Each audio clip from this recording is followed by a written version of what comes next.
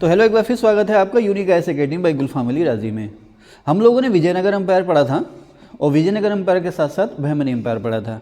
लेकिन बहमनी एम्पायर जब हमने विजयनगर के साथ पढ़ा तो केवल इतना ही पढ़ा जितना ज़रूरी था विजयनगर एम्पायर को समझाने के लिए। जो राइवलरी थी विजयनगर और बहमनी के बीच में उसकी हमने बात की थी हल्की सी, ठीक है ना। हमने बहमनी एम्पायर पर ज़्यादा ध्यान नहीं दिया था। आज हम देखेंगे कि बहमनी एम्पायर कैसे बना और उसके बाद फिर बहमनी एम्पायर किस तरह से 5 अलग अलग हिस्सों में टूटा और फिर उनका किस तरह से झगड़ा हुआ विजयनगर एम्पायर और लेटर फेस में मराठों से और उसके बाद मुग़लों से। तो खैर इस सेशन में मराठा और मुग़ल की बात हम लोग नहीं करेंगे।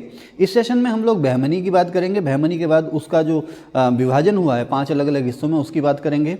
इसी के साथ साथ हम मेवाड़, मालवा, उज्जैन के जो हिंदू या मुस्लिम राजा हैं, उसके साथ साथ जो गुजरात और खानदेश के जो राजा हैं उनके बारे में डिस्कशन करेंगे कि कैसे किसने स्वतंत्र गुजरात राज्य की स्थापना की या बंगाल का इंटीग्रेशन किसने किया। शमसुद्दीन इलियास शाह ने सन 1345 में ही बंगाल का इंटीग्रेशन कर दिया था। ये वो समय था 1345 का जब मोहम्मद बिन तुगलक का जो राइन था वो धीरे धीरे कमज़ोर होने लगा था, उसका जो एम्पायर था वो सिकुड़ने लगा था, ठीक है ना।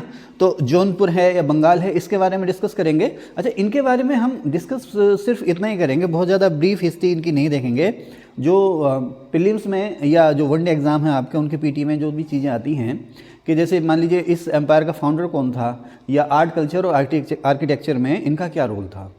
कोई मस्जिद है, कोई मदरसा है, जैसे बीदर का मदरसा है, पांडुआ की अदीना मस्जिद है ना। और दाखिल दरवाज़ा कहाँ का है? गौड़, बंगाल का है ना। हिंडोला महल, ठीक है ना। चंपानेर का किला है, चंपानेर की जामा मस्जिद है। महमूद बेगड़ा की बात करेंगे, महमूद गवां की बात करेंगे। और इसके अलावा जो बीजापुर और जौनपुर का जो आर्ट कल्चर और आर्किटेक्चर में जो रोल रहा है उसके बारे में देखेंगे। ज़्यादा से ज़्यादा उन चीज़ों पर ध्यान देंगे जो एग्ज़ाम में बहुत ज़्यादा पूछी जाती हैं। तो आगे बढ़ने से पहले एक बार हम लोग भारत के मैप में समझ लेते हैं कि ये जिन रियासतों की हम लोग बात कर रहे हैं एक्चुअली हैं कहाँ। अगर हम लोग इसको थोड़ा समझ लेते हैं तो आगे हमें स्टोरी को समझने में और लर्न करने में बड़ी आसानी हो जाएगी, ठीक है। चलिए शुरू करते हैं। तो अब मेरे सामने आपने देख रहे हैं, मैंने मध्य भारत और दक्षिण भारत का मैप बना रखा है। इसमें सबसे नीचे जहाँ मैंने कुछ नहीं लिखा है, ये विजयनगर एम्पायर था अपने पीक पर। जब विजयनगर एम्पायर, आपको पता है कृष्णदेव राय के समय में जो है विजयनगर एम्पायर अपने पीक पर पहुँचा था। तो ये सारा का सारा एरिया जो है ये विजयनगर एम्पायर का पीक एरिया है। अभी इसकी बात नहीं करेंगे, इसको हम लोग पढ़ चुके हैं। अब यहाँ पर आप देखें कि सबसे पहले बहमनी एम्पायर की फाउंडेशन हुई थी। आप लोग जानते हैं बहमनी एम्पायर का फाउंडर कौन था? अलाउद्दीन बहमन शाह, है ना। अलाउद्दीन बहमन शाह बहमनी एम्पायर का फाउंडर था 1347 में। 1347 में ही बन गया था, मोहम्मद बिन तुगलक के समय में ही, है ना। तो बहमनी एम्पायर जो बना था वो जो आज आप देख रहे हैं ना प्रेजेंट बरार कहाँ है? ताप्ती नदी के दक्षिण में। ताप्ती नदी के दक्षिण में बरार का जो क्षेत्र है इसमें ज़्यादा से ज़्यादा हिस्सा जो आता है वो महाराष्ट्र का आता है। कुछ हिस्सा इसमें मध्य प्रदेश का भी है, दक्षिणी मध्य प्रदेश का। कुछ हिस्सा इसमें पश्चिमी छत्तीसगढ़ का भी हो सकता है, लेकिन ज़्यादा से ज़्यादा जो हिस्सा था इसमें वो महाराष्ट्र का था, ताप्ती नदी के दक्षिण में। बहुत ही उपजाऊ इलाका था ये, आज भी बहुत ही उपजाऊ इलाका है ये। बरार कपास की खेती के लिए जाना जाता है, ठीक है ना। तो बरार और उसके नीचे महाराष्ट्र में, महाराष्ट्र का ये जो इलाका है लगभग इस जगह पर अलाउद्दीन बहमन शाह ने शुरुआत की थी अपने एम्पायर की, जिसका नाम था बहमनी एम्पायर। धीरे धीरे इसने आसपास के जो और जो आपके चाहे वो हिंदू सरदार रहे हो या मुस्लिम सरदार रहे हो उनको अपने एम्पायर में मिला लिया था और ये इसको अपने पीक पर यहाँ तक ले गया था। तो ये हो गया था आपका बहमनी एम्पायर। अच्छा, लेटर फेस में आप देखेंगे कि बहमनी एम्पायर जो है 5 अलग अलग हिस्सों में टूट गया था। आप जैसे क्वेश्चन आता भी है कि बहमनी एम्पायर से सबसे पहले कौन अलग हुआ सोनू भाई, याद आ रहा है? इनमें से जो आप बीजापुर, गोलकुंडा, बीदर, बरार वगैरह, अहमदनगर वगैरह देख रहे हैं, तो इसमें से कौन सबसे पहले? हाँ, वेरी गुड। बहमनी एम्पायर से सबसे पहले अलग हुआ था बरार। ओके, अब बरार ये रहा आपका ताप्ती के दक्षिण में, ज़्यादातर महाराष्ट्र और मध्य प्रदेश में। उसके बाद अहमदनगर आपका ये रहा, ये ज़्यादा से ज़्यादा हिस्सा इसका जो था वो महाराष्ट्र में था। कुछ हिस्सा इसका टच करता था गुजरात को, जो वर्तमान गुजरात है उसको ही टच करता था। ये सारा का सारा हिस्सा जो आप देख रहे हैं ये अहमदनगर का हिस्सा है, ये सारा का सारा, ठीक है। उसके बाद इसके साउथ में वर्तमान ज़्यादातर कर्नाटक में और कुछ हिस्सा इसका महाराष्ट्र में बीजापुर, ठीक है ना। वर्तमान अब ये शुरुआती स्टेज जो मैंने बीजापुर आपको बताया, बीजापुर जैसे जैसे जब विजयनगर एम्पायर तालीकोटा के युद्ध के बाद विजयनगर एम्पायर जब लड़खड़ाने लगा तो ये जो बीजापुर है ना, इसका जो एक्सपेंशन हो गया था यहाँ तक हो गया, बल्कि यहाँ तक पूरा का पूरा कर्नाटक इसके कब्जे में आ गया था बीजापुर के, और गोलकुंडा यहाँ नीचे तक आ गया था। ठीक है ना। तो वर्तमान जो कर्नाटक है, ज़्यादा से ज़्यादा हिस्सा जो कर्नाटक का है उसमें बीजापुर एम्पायर था। उसके बाद इधर आप देख रहे हैं गोलकुंडा, जो वर्तमान तेलंगाना और आंध्र प्रदेश के हिस्से हैं, पूरा का पूरा तेलंगाना और कुछ हिस्सा आंध्र प्रदेश का जो है वो रियासत बनी थी गोलकुंडा की। उसके बाद बीजापुर, इधर आप देखेंगे वेस्ट में बीजापुर, ईस्ट में गोलकुंडा, इधर नॉर्थ में अहमदनगर और बरार, इन सभी के बीच में था बीदर। बीदर की हल्की सी सीमा मिलती थी शुरुआत में विजयनगर से। ठीक है ना। आपको पता भी होगा बीदर के राजा का जो किला था, अडोनी का किला, उसको ध्वस्त किसने किया था? कृष्णदेव राय ने। तो कृष्णदेव राय के समय में विजयनगर एम्पायर जो था वो अजय हो गया था, बाद में फिर उसका डिक्लेरेशन शुरू हो गया था। तो बीदर आप देखेंगे, ये वाला हिस्सा है बीदर का, इसमें बेटा देखो छत्तीसगढ़ भी शामिल है, इसमें महाराष्ट्र के इलाके भी शामिल हैं, इसमें कुछ हिस्से तेलंगाना के भी शामिल हैं। तो उत्तर में बरार और अहमदनगर, इधर पश्चिम में बीजापुर, पूरब में गोलकुंडा और दक्षिण में विजयनगर, इन सबसे घिरा हुआ था बीदर। लैंडलॉक था ये, समुद्र से इसकी सीमा नहीं मिलती थी। उसी तरह से बरार आप जो देख रहे हैं ये भी लैंडलॉक था, इसकी भी सीमा समुद्र से नहीं मिलती थी। ये जो दक्कन की 5 स्वतंत्र मुस्लिम रियासतें हैं बहमनी एम्पायर के बाद, कई बहुत सिंपल सा क्वेश्चन भी आ जाता है कि बहमनी एम्पायर जो है अपने कितने हिस्सों में बटा? 5 हिस्सों में बटा। कभी यही पूछ लेगा कि इसमें बहमनी एम्पायर के विभाजन के बाद जो दक्कन में स्वतंत्र मुस्लिम रियासतें बनी थी उनमें से कौन शामिल है और कौन शामिल नहीं है। हिस्ट्री में हर क्वेश्चन टिपिकली नहीं आएगा, एग्जामिनर की आपसे दुश्मनी नहीं है, वो आसान सवाल भी देगा, लेकिन यह है कुछ एक कॉन्सेप्चुअल या कठिन सवाल दे देगा, उसी में मेरिट बनती है। ठीक है ना। तो आसान सवाल, लेकिन अगर आपके आसान सवाल गलत हो रहे हैं तो मामला खत्म है। अगर आपके 2 कठिन सवाल गलत हो गए, कोई दिक्कत नहीं है। आपके देखो अनुपात क्या है ना, आपके 2 कठिन सवाल गलत हो गए कोई दिक्कत नहीं है, लेकिन अगर एक आसान सवाल गलत हो रहा है तो समझो आप बाहर जा रहे हैं। ठीक है ना। तो ये रहा बीदर, और कर्नाटक में मैंने बताया बीजापुर, इधर महाराष्ट्र, ज़्यादातर महाराष्ट्र में अहमदनगर, और तेलंगाना आंध्र प्रदेश में गोलकुंडा। अब सबसे पहले जो आपसे कई बार अक्सर सवाल पूछा जाएगा, चाहे वो आप एक सिंपल पटवारी का एग्जाम देने जाएं, वनडे का, या यूपीएससी का एग्जाम देने जाएं, मैंने बार बार कह रहा हूँ कि 5 हिस्सों में बटा है। बहमनी एम्पायर के बाद बहमनी एम्पायर का विभाजन कितने हिस्सों में हुआ? 5 हिस्सों में हुआ। तो इसमें अलग अलग नाम दे रखे हैं। जैसे आप सल्तनत एम्पायर पढ़ते हो ना, तो जैसे खिलजी वंश, तुगलक वंश, सैयद वंश, लोधी वंश, है ना, गुलाम वंश। तो क्या पता गुलाम वंश का फाउंडर कौन था? तो कुतुबुद्दीन ऐबक, है ना। और तुगलक वंश का फाउंडर कौन था? गयासुद्दीन तुगलक, ऐसे बोल देते ना। तो उसी तरह से ये जो अलग अलग रियासतें हैं ना, जो इनका फाउंडर था उसी के नाम पर बाद में इस एम्पायर का नाम पड़ा। जैसे बरार का फाउंडर था फतेहुल्लाह इमाद शाह, सबसे पहले बरार अलग हुआ था। बरार का फाउंडर था फतेहुल्लाह इमाद शाह, इसी के नाम पर बरार में थी इमाद शाही। बरार के एम्पायर को हम कहते थे, या बरार का दूसरा नाम था इमाद शाही। ठीक है। गोलकुंडा का फाउंडर था कुली कुतुब शाह। 2 कुतुब शाह हुए, एक कुली कुतुब शाह, एक मोहम्मद कुली कुतुब शाह। तो गोलकुंडा का फाउंडर था कुली कुतुब शाह, और इसी के नाम पर इसके एम्पायर का नाम हो गया था कुतुब शाही।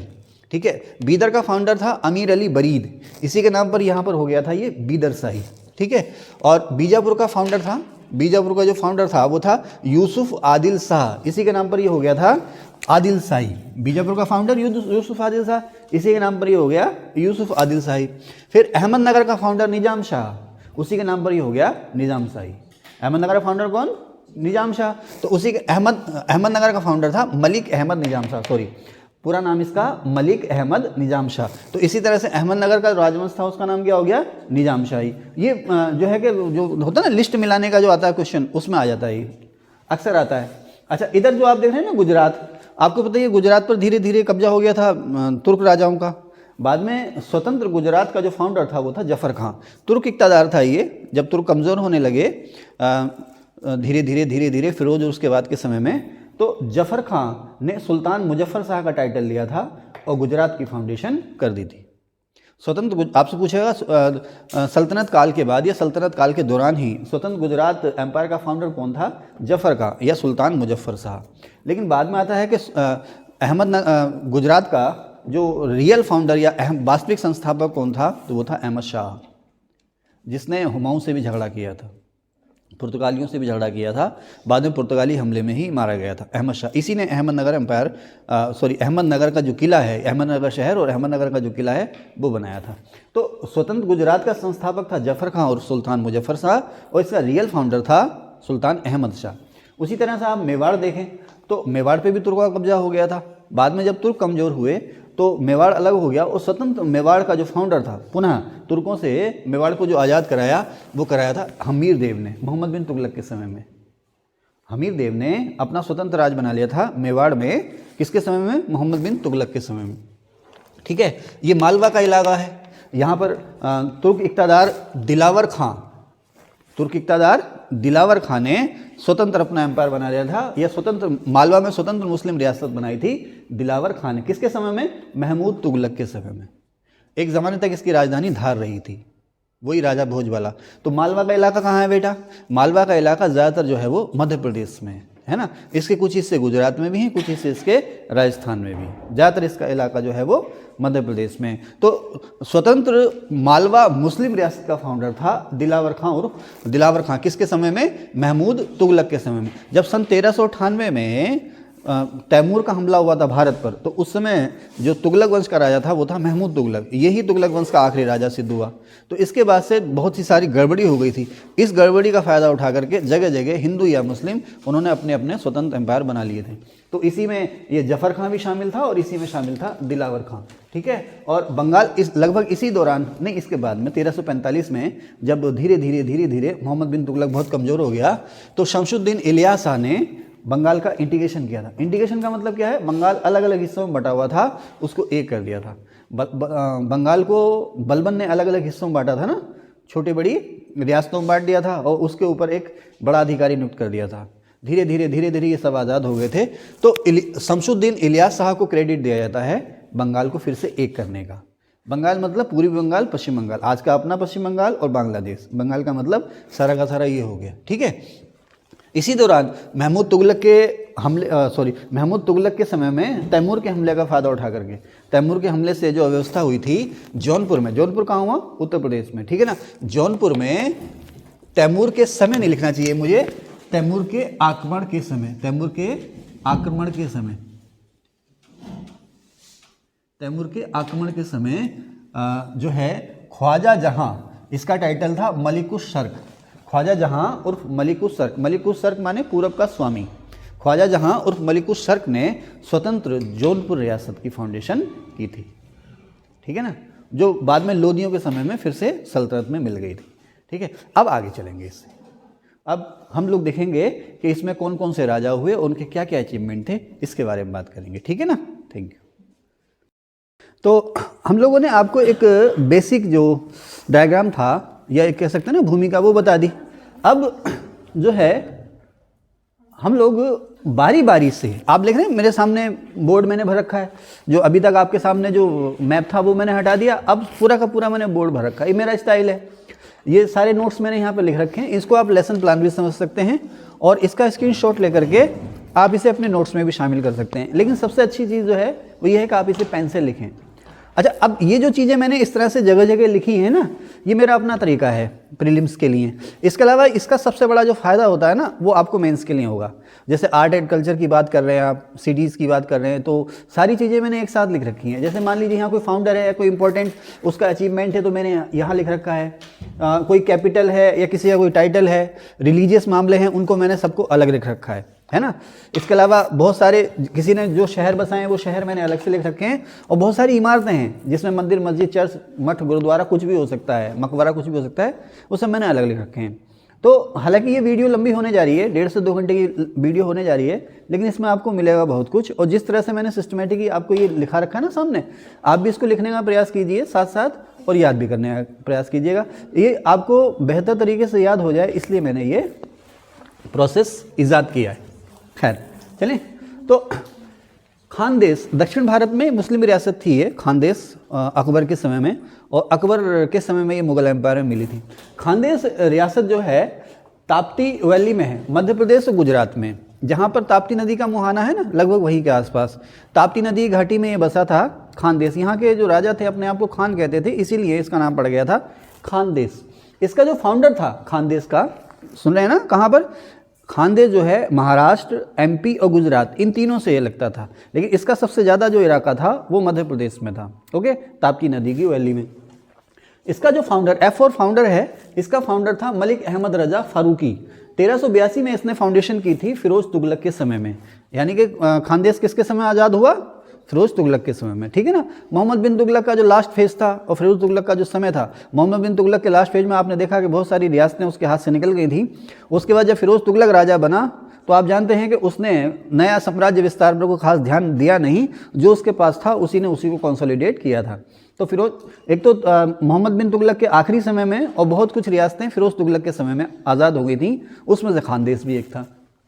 1382 में मलिक अहमद रज़ा फारूकी ने इसकी फाउंडेशन की फिरोज तुगलक के समय में। अब 1601 में जब अकबर राजा बनता है, अकबर का ये पीक टाइम था, अंतिम समय था, तो अकबर के समय में जब अकबर की सेना बढ़ी थी इनकी तरफ को, इन्होंने देखा कि अब बचना मुमकिन नहीं है, तो इन्होंने खुद ही अकबर की अधीनता मान ली थी, ठीक है ना। खानदेश को शुरुआत में सैन्य ताकत के बल पर नहीं जीता गया था, खानदेश ने स्वैच्छिक रूप से अधीनता अकबर की स्वीकार कर ली थी। कब? सन 1601 में, ठीक है। लेकिन बाद में क्या हुआ था कि खानदेश में वहाँ के वज़ीरों ने बगावत कर दी थी। उसके बाद फिर अकबर ने इसको हमला किया था, अकबर ने इस पर हमला किया था, खुद अकबर ने हमला किया था। वो सन 1605 में अकबर ने इसे जीता था और इस बार जो जीता गया था वो खानदेश का सैनिक मुख्यालय असीरगढ़। सवाल भी आता है कि असीरगढ़ किसका जो है कि सैनिक मुख्यालय था, है ना। अंग्रेजों ने भारत में सैनिक मुख्यालय कहाँ बनाया था? अंग्रेजों का भारत में जो आर्मी हेडक्वार्टर था वो कहाँ था? कलकत्ता से मेरठ ले आए थे, पहले कलकत्ता था, हाँ, डलहौजी के समय में ये लोग कलकत्ता से मेरठ ले आए थे। हैदर अली का और टीपू सुल्तान का कहाँ था? डिंडीगुल में, है ना, हाँ। और शिवाजी का सैनिक मुख्यालय कहाँ था? अच्छा, पेशवा का सैनिक मुख्यालय कहाँ था? आप लोग कमेंट कीजिएगा, बताइएगा। तुम्हें कुछ नहीं आता, छोड़ो, आप लोग कमेंट कीजिएगा, बताइएगा, मैं इनको ही बताऊंगा वीडियो पॉज करके। तो 1605 में अकबर ने असीरगढ़ को जीता। असीरगढ़ जो था वो खानदेश का सैनिक मुख्यालय था। अच्छा, इसको कहते हैं, असीरगढ़ का किला जो था काफ़ी मजबूत था, आसानी से सरेंडर कर नहीं रहा था। तो अकबर ने यहाँ के जो किलेदार थे, यानी संरक्षक जो थे किले के, रक्षक गार्ड जो भी थे, उनको बहुत सारी रिश्वत दी थी। इसलिए कहा जाता है कि अकबर ने असीरगढ़ के किले के ताले को किससे खोला? सोने की चाबी से, ठीक है। और असीरगढ़ को जीतने के बाद अकबर ने नए सिक्के चलाए थे और उन पर बाज की आकृति खुदवाई थी। बाज शैली के सिक्के अकबर ने चलाए थे असीरगढ़ को जीतने के बाद, ठीक है। यहाँ पर कोई कन्फ्यूजन होगा तो आप लोग पूछ लेंगे बाद में, आप भी कमेंट कर सकते हैं। अच्छा, अब सवाल आता है कि दक्कन समझ रहे ना, नर्मदा नदी के पार का इलाका, नर्मदा और ताप्ती के, या आप ये कह सकते हो विंध्याचल के पार का इलाका। विंध्याचल के पार का इलाका नीलगिरी तक, जहाँ पर पूर्वी और पश्चिमी घाट आपस में मिलते हैं, विंध्याचल के पार से शुरू करके वो इलाका कर्नाटक और केरल और तमिलनाडु में, जहाँ पर पूर्वी घाट और पश्चिमी घाट पहाड़ आपस में मिलते हैं, ये बीच का जो इलाका है ये दक्कन कहलाता है। इसके एक और पूर्वी घाट पहाड़, दूसरी ओर पश्चिमी घाट पहाड़, ऊपर जो है कि विंध्याचल और ताप्ती नदी, और नीचे वो जगह जहाँ पर पूर्वी घाट पहाड़ और पश्चिमी घाट पहाड़ आपस में मिलते हैं। ये सारा का सारा इलाका जो है दक्कन कहलाता है। ये महाराष्ट्र, तेलंगाना, कुछ हिस्से इसके आंध्र प्रदेश में, कर्नाटक, पूरा का पूरा कर्नाटक, गोवा और नीचे केरल और तमिलनाडु, ये जो हिस्से हैं दक्कन या दक्कन कहलाते हैं। अब दक्कन में आपको पता है, दक्कन में जो प्रसार शुरू हो गया था अलाउद्दीन खिलजी के समय में ही हो गया था। हमले लूट मार अलाउद्दीन खिलजी के समय में शुरू हो गई थी। बाद में फिर वारंगल को गयासुद्दीन तुगलक के समय में मिलाया गया था। तो धीरे धीरे तुर्क सल्तनत के समय में ही मुस्लिमों का प्रसार होने लगा था। उसके बाद आप ये जानते हैं कि एमबीटी ने पूरे दक्षिण भारत को ही जीत लिया था, उसमें दक्कन भी शामिल था। एमबीटी ने अपनी राजधानी बनाई थी, कहाँ पर? दूसरी राजधानी कहाँ बनाई थी? देवगिरी को नया नाम देकर क्या बनाया था? दौलताबाद, है ना। जो हमने इसका इंट्रोडक्टरी वीडियो बनाया है पहले विजयनगर और बहमनी का, उसमें हम लोगों ने काफ़ी डिस्कशन किया है। विजयनगर और बहमनी एम्पायर का एक शुरुआती वीडियो हमने बनाया है 2 पार्ट में, पार्ट 1 और पार्ट 2। उसमें इन सब के बारे में हमने सबसे डिस्कशन आप लोगों से कर रखा अच्छे से, उसको ज़रूर देखिए आप लोग, ठीक है ना। अब कहाँ था मैं? हाँ, तो मोहम्मद बिन तुगलक जब हम यहाँ पर आया तो अपने साथ इस्लामिक कल्चर भी लेकर के आया, अब एमबीटी को तो खैर उसका कोई फ़ायदा नहीं हुआ, लेकिन एमबीटी के जो सरदार थे जो यहाँ रुक गए, उन्हें इसका भरपूर फ़ायदा मिला, मैंने आपको बता चुका हूँ। और इसी में से एक था हसन गंगू उर्फ जफ़र खां उर्फ अबुल मुजफ्फर अलाउद्दीन बहमन शाह। ये मोहम्मद बिन तुगलक का इक़्तिदार था दौलताबाद में। मोहम्मद बिन तुगलक से इसने बगावत की और आसपास के सरदारों को साथ मिलाया और मोहम्मद बिन तुगलक से स्वतंत्रता की घोषणा कर दी। सन 1347 में इसने दक्कन में पहली स्वतंत्र मुस्लिम रियासत की स्थापना कर दी। दक्षिण भारत में या दक्कन में पहली स्वतंत्र मुस्लिम रियासत जो थी वो थी बहमनी। ठीक है, अब बहमनी एम्पायर की शुरुआत हुई थी, जो वर्तमान महाराष्ट्र है ना, वर्तमान महाराष्ट्र और ताप्ती नदी के दक्षिण में जो आप बरार जिसे कहते हैं आप, इन इलाकों में, मैंने वीडियो के शुरू में वो पिक्चर दिखा भी रखी है आपको, तो इन इलाकों में बहमनी एम्पायर की शुरुआत हुई। किसने फाउंडेशन की? 1347 में। किसके समय में? मोहम्मद बिन तुगलक के समय में। कौन था फाउंडर? हसन गंगू उर्फ जफर खां उर्फ अबुल मुजफ्फर अलाउद्दीन बहमन शाह। ठीक है ना। इसको बचपन में इसको एक ब्राह्मण ने पाला पोसा था, तो उसी के सम्मान में इसने टाइटल लिया था ब्राह्मण शाह या बहमन शाह। ब्राह्मण शाह धीरे धीरे बाद में हो गया था वो बहमन शाह, है ना। इसका काफ़ी हमने डिस्कशन किया है शुरुआती पार्ट्स में। अब महमूद शाह थर्ड बहमनी एम्पायर का आखिरी राजा था। महमूद शाह तृतीय सन 1518 में बहमनी साम्राज्य जो था बिल्कुल खत्म हो गया। ये जो है ना आपका हसन गंगू या जफर खां या अलाउद्दीन बहमन शाह, इसने अपने एम्पायर को 4 प्रांतों में बांटा था, जिसका नाम उसने दिया था तर्फ, है ना। शिवाजी ने भी अपने प्रांतों को राजस्व के लिए तर्फों में बांटा था ना, और तर्फ के नीचे क्या थे? मोजे। तर्फ और तर्फ के नीचे मोजे। तो वो शिवाजी ने, कहते ना, शिवाजी की जो प्रशासनिक विशेषताएं थी किससे प्रभावित थी, या शिवाजी की जो प्रशासनिक व्यवस्था थी किससे प्रभावित थी, तो उस पर अकबर का असर भी था, शेर शाह का असर भी था उस प्रशासनिक व्यवस्था पे, और जो दक्कन की मुस्लिम रियासतें थी उन्होंने जिस तरह से अपने प्रशासन को व्यवस्थित किया था उन सब का मेल जोल था। तो सबसे पहले तर्फ शब्द का इस्तेमाल जो आता है बहमनों के समय में आता है। अलाउद्दीन बहमन शाह ने अपने एम्पायर को 4 तरफों में बांटा था। इसमें अहमदनगर, गोलकुंडा, बीजापुर और बरार शामिल थे। बरार, अहमदनगर, गोलकुंडा और बीजापुर, ये 4 तर्फ या 4 प्रांत शामिल थे। उसके बाद ये एक एक करके सारे खत्म हो गए। सारे जो थे वो बहमनी एम्पायर से अलग हो गए। देखिए मैंने लिखा भी है, सबसे पहले बरार अलग हुआ, फिर बीजापुर। बरार कहाँ पर है? मैं शुरू में बता चुका हूँ आपको, दोबारा दोहराऊंगा तो वीडियो का समय और बढ़ जाएगा। बरार, फिर बीजापुर, अहमदनगर, गोलकुंडा और बीदर। सबसे लास्ट में इससे स्वतंत्र हुआ बहमनी एम्पायर से, सबसे अलग या सबसे पहले अलग हुआ या सबसे पहले स्वतंत्र हुआ बरार, और सबसे अंत में बीदर। इनका क्रम एक आध बार पूछा गया यूपीएससी में, लेकिन बहमनी एम्पायर से सबसे पहले कौन अलग हुआ? बरार, ये अक्सर पूछा जाता है। और दक्कन की पहली स्वतंत्र रियासत, मुस्लिम रियासत बहमनी, अक्सर पूछा जाता है। अच्छा, उसके बाद ये जो बहमनी और उसके बाद बहमनियों के बाद उनके अवशेषों पर जो अलग अलग रियासतें बनी हैं, 5 हिस्सों में टूटा है। ध्यान रखना, ये 5 हिस्सों में टूटा है। ये सारे के सारे जो थे इस्लाम धर्म में शिया संप्रदाय को मानते थे। ठीक है ना, शिया धर्म के अनुयायी थे। तो अक्सर पूछ भी लेता है कि दक्षिण की जो मुस्लिम रियासतें थी वो शिया थी। उसके बाद में जब फिर यहाँ पर अकबर, शाहजहां और औरंगजेब का प्रसार हुआ, तो उसमें औरंगजेब और शाहजहां ने इसका एक आधार ये भी दिया झगड़े का कि भाई ये लोग शिया हैं, हम सुन्नी हैं, तो हम दक्षिण में जो है सुन्नी मत को बढ़ावा देंगे। खैर वो अलग राजनीतिक मसले हैं। राजा का वास्ता धर्म से कभी नहीं होता। राजा जो है धर्म को अपनी शक्ति के अनुसार ही इस्तेमाल करता है। ठीक है ना। जो व्यक्ति धार्मिक होगा वो राजा होगा ही नहीं। महात्मा बुद्ध राजा ही तो थे, उन्होंने धर्म के लिए राजपाट छोड़ दिया, है ना। भगवान श्री राम भी अगर राजपाट ना छोड़ते तो उन्हें मर्यादा पुरुषोत्तम कौन कहता है ना, समझ रहे ना। तो राजा जो होगा ना, राजा जो होगा उसका धर्म से कोई नाता होना नहीं चाहिए। और जो राजा है, समझ रहे, मेरी बात कहना क्या समझ रहे हूँ, समझ गए? ठीक है, चले मैं आगे। तो इतिहास में बहुत कम ऐसे उदाहरण हुए हैं जो धार्मिक व्यक्ति भी हों और राजा भी हों। आमतौर पर इतिहास में औरंगजेब देखिए ना, औरंगजेब जैसे जो बादशाह हैं, या एक है ना जिसे कश्मीर का औरंगजेब कहते हैं, सिकंदर, बुत शिकन जिसे कहते हैं, या महमूद गजनबी, या तमाम तरह के खलीफा, इन्होंने धर्म के लिए, मतलब अपनी राजसत्ता के लिए धर्म का इस्तेमाल किया। ठीक है ना। अकबर को आप सहिष्णु राजा कहते हो, उदार राजा कहते हो, वो भी कहीं ना कहीं धर्म की राजनीति ही कर रहा था। वो कह रहा था मैं धर्मनिरपेक्ष हूँ, तो धर्मनिरपेक्ष कहना अपने आप को वो भी कहीं ना कहीं धर्म की राजनीति ही है। चलें साहब आगे। तो सबसे पहले बरार अलग हुआ और सबसे लास्ट में अलग हुआ बीदर। मैंने लिखा आल दक्कनी शिया, यानी कि जितने भी दक्कनी ये रियासतें थी, मुस्लिम रियासतें, सभी शिया थी। अहमदनगर की फाउंडेशन 1491 में हुई मलिक अहमद उर्फ अहमद निजाम शाह ने। इसके निजाम शाह के नाम पर ही अहमदनगर की जो रियासत है उसे निजाम शाही कहा गया। शुरू में ही मैं इस वीडियो के आपको सब ये लिखा चुका हूँ मैप में। तो अहमदनगर की फाउंडेशन 1491 में मलिक अहमद उर्फ अहमद निजाम शाह ने की।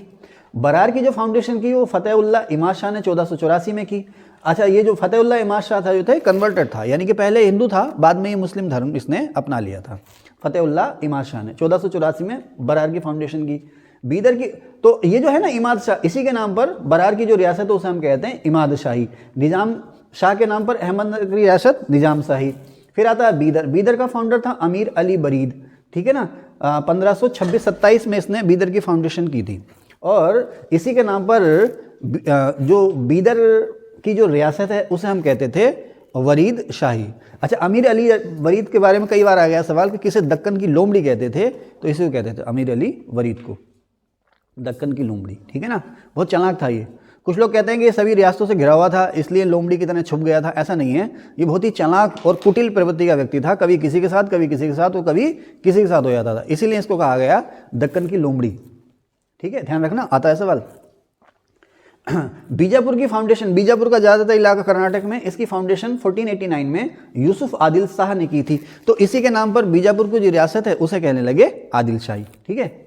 आगे चलें। बहमनों में सबसे ज़्यादा ताकतवर कौन था? बहमनों में ध्यान रखना, जैसे कहते हैं ना विजयनगर एम्पायर में सबसे ज़्यादा ताकतवर कौन था? कृष्णदेव राय, है ना। अच्छा, आप ये बताओ कि मुगल एम्पायर में सबसे ज़्यादा पावरफुल कौन होगा? किसको कहेंगे आप मुगल एम्पायर में सबसे ज़्यादा पावरफुल? ऐसा सवाल आता है कभी? वैसे आता तो नहीं है, लेकिन अगर मैं आपसे पूछूं तो आप किसे कहोगे? अकबर को कहना चाहिए, है ना, क्योंकि फाउंडेशन और जो एम्पायर का जो एक्सपेंशन है वो सब इसी ने किया।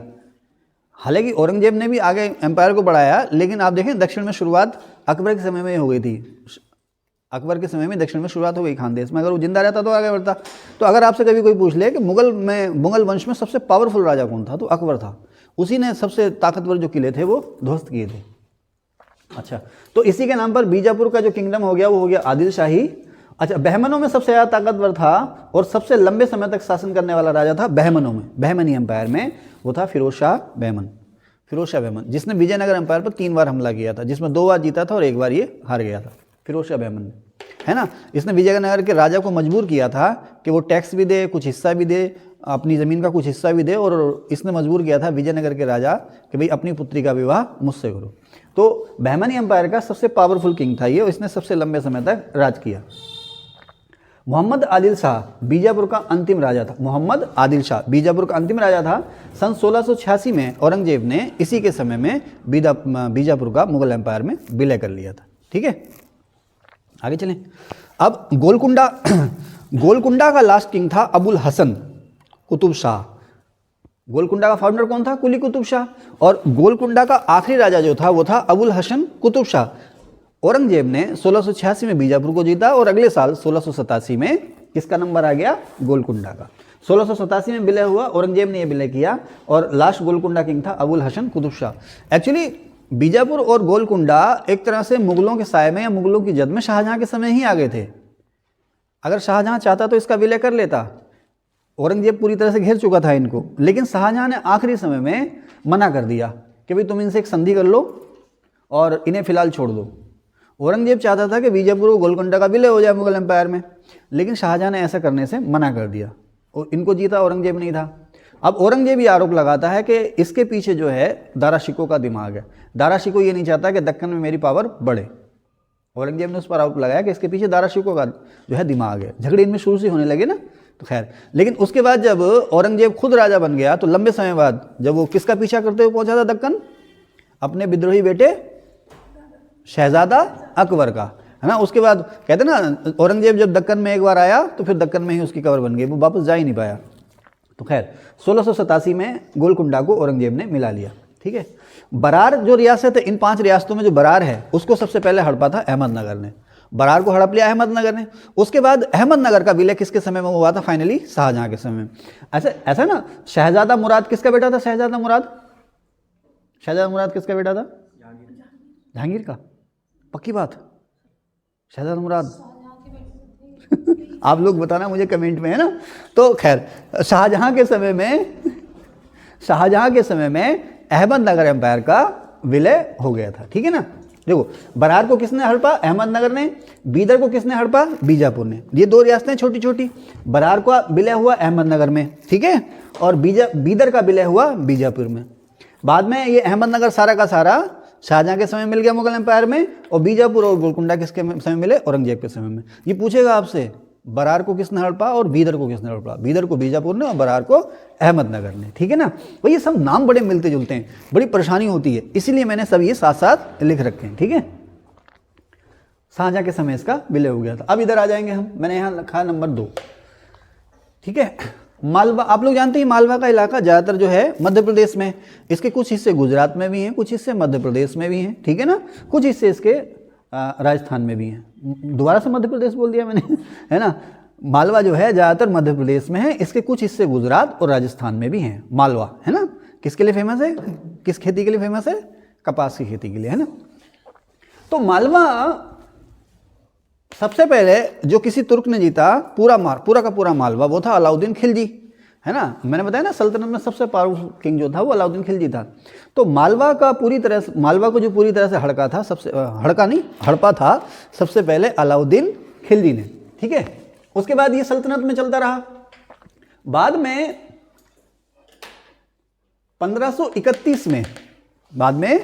1531 में मालवा को गुजरात के बहादुर शाह ने जीता था। किसने जीता था? मुझे यहाँ से शुरू करना था, यहाँ से मैं गलत कर गया, यहाँ से शुरू करना था। नंबर 2 ये ना होकर के ये होना चाहिए था, आई एम सॉरी। नंबर 2 ये ना होकर के ये होना चाहिए था। मैं तभी तो कहूँ ये हो क्या रहा है, मैं क्या बोल रहा हूँ, क्या बोलना था वो क्या बोल रहा हूँ। तो खैर, मालवा एडीके ने जीता, अलाउद्दीन खिलजी ने जीता। महमूद तुगलक के समय में मालवा जो था दिल्ली सल्तनत से अलग हुआ। आपको बताया ना 1398 में, 1398 में, हालांकि सल्तनत एम्पायर की वाट तो लगा गए थे मोहम्मद बिन तुगलक और फिरोज तुगलक की, लेकिन फिर भी सल्तनत बची हुई थी। कहते हैं ना सल्तनत वंश का जो अंततोगत्वा पतन हुआ, यह सल्तनत का नहीं, तुगलक वंश का जो तात्कालिक कारण था पतन का, वो था तैमूर लंग का आक्रमण। सन 1398 में तैमूर लंग ने हमला किया और ये बर्बर लुटेरा था, और इसने बहुत से हमारे जो देसी लोग थे उनका नरसंहार भी किया। हरिद्वार कुंभ में इसने बहुत सारे साधुओं की हत्या कर दी थी। इसने कहाँ कुमाऊं गढ़वाल की पहाड़ियों से लेकर के नीचे दिल्ली, आगरा, मध्य प्रदेश तक भयंकर लूटमार मचाई थी, और इस लूटमार के बाद तुगलक जो थे वो फिर से संभल नहीं पाए, तितर बितर हो गए। उसके बाद जहाँ जिस इक़्तिदार को जहाँ मौका मिला उसने वहाँ पर दिल्ली से नाता तोड़ लिया तैमूर लंग के आक्रमण के समय। तो तैमूर लंग का हमला हुआ था 1398 में, 1399 तक रहा था, वो वापस चला गया था। तो इसी हमलों का फ़ायदा उठा करके या इसी गड़बड़ी का फ़ायदा उठा करके महमूद तुगलक के समय में सन 1401 में मालवा में स्वतंत्र रियासत बनाई थी दिलावर खां ने। दिलावर खां ने मालवा को सल्तनत से आज़ाद कर दिया था, ठीक है साहब, दिलावर खां ने। अब यहाँ पर अलप खां और महमूद खिलजी, ये इस मालवा के 2 और फेमस मुस्लिम किंग हुए इसी के बाद। मालवा को स्वतंत्र किसने किया सल्तनत से? दिलावर खां ने, ठीक है ना। दिलावर खां ने सन 1401 में स्वतंत्र किया। अब यहाँ का एक राजा बनता अलप खां, इसका समय है 1408 से 1435, और उसके बाद 1436 से 1468 तक महमूद खिलजी। ये 2 प्रसिद्ध राजा हुए हैं मालवा के। इसमें सबसे ताकतवर था महमूद खिलजी, लेकिन अलप खां उर्फ हुसंग शाह ये भी कम ना था। अलप खां जिसका टाइटल है हुसंग शाह, याद रखना आप, इसको कहीं अलप खां देगा कहीं हुसंग शाह देगा। अलप खां था जब ये राजा बना तो इसने टाइटल लिया था हुसंग शाह। बाद में इसी ने एक शहर बसाया था मध्य प्रदेश में जिसे आप कहते हैं होशंगाबाद, ठीक है। तो अलप खां और महमूद खिलजी मालवा के 2 फेमस किंग थे। आप देखें ना 1436 से 1468 का समय ये वो है जब दिल्ली की सत्ता किसके पास आ गई थी? लोदियों के पास। तो लोदियों के समय में भी अलग रखा, बाद में फिर सिकंदर लोदी ने इसको हड़प लिया था, ठीक है। तो अब ये जो देख रहे हैं ना महमूद खिलजी, ये वो जो दिल्ली सल्तनत खिलजी वंश वाला है ना, वो खिलजी नहीं है खिलजी, लेकिन अलाउद्दीन खिलजी, जलालुद्दीन खिलजी, मुबारक खिलजी के वंश का ये नहीं है खिलजी, जात का खिलजी ही है। तुर्क सरदार है, तुर्क इक़्तिदार है। खिलजी कहाँ से आए थे? अफगानिस्तान से आए थे ना। अफगानिस्तान में एक हेलमंद प्रांत है, वहाँ से कहीं से ये आए थे।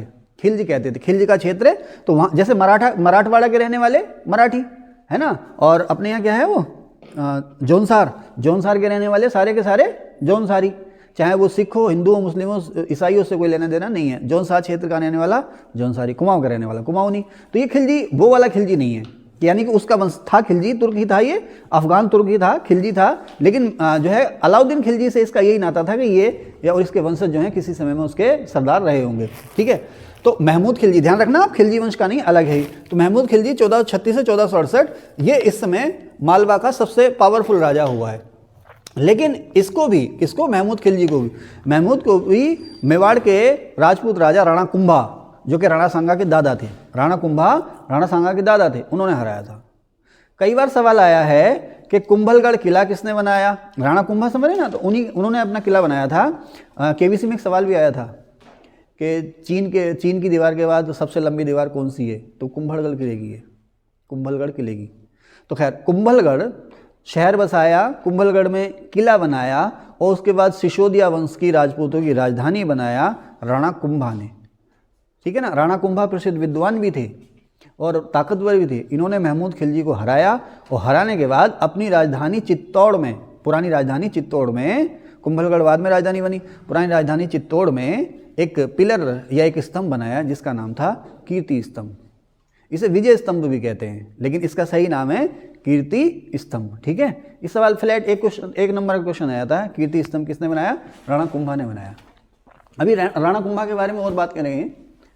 तो इनको राणा कुंभा ने हराया था और फिर मैंने कुंभलगढ़ कह दिया, कुंभलगढ़ में मैं चित्तौड़ बोल गया।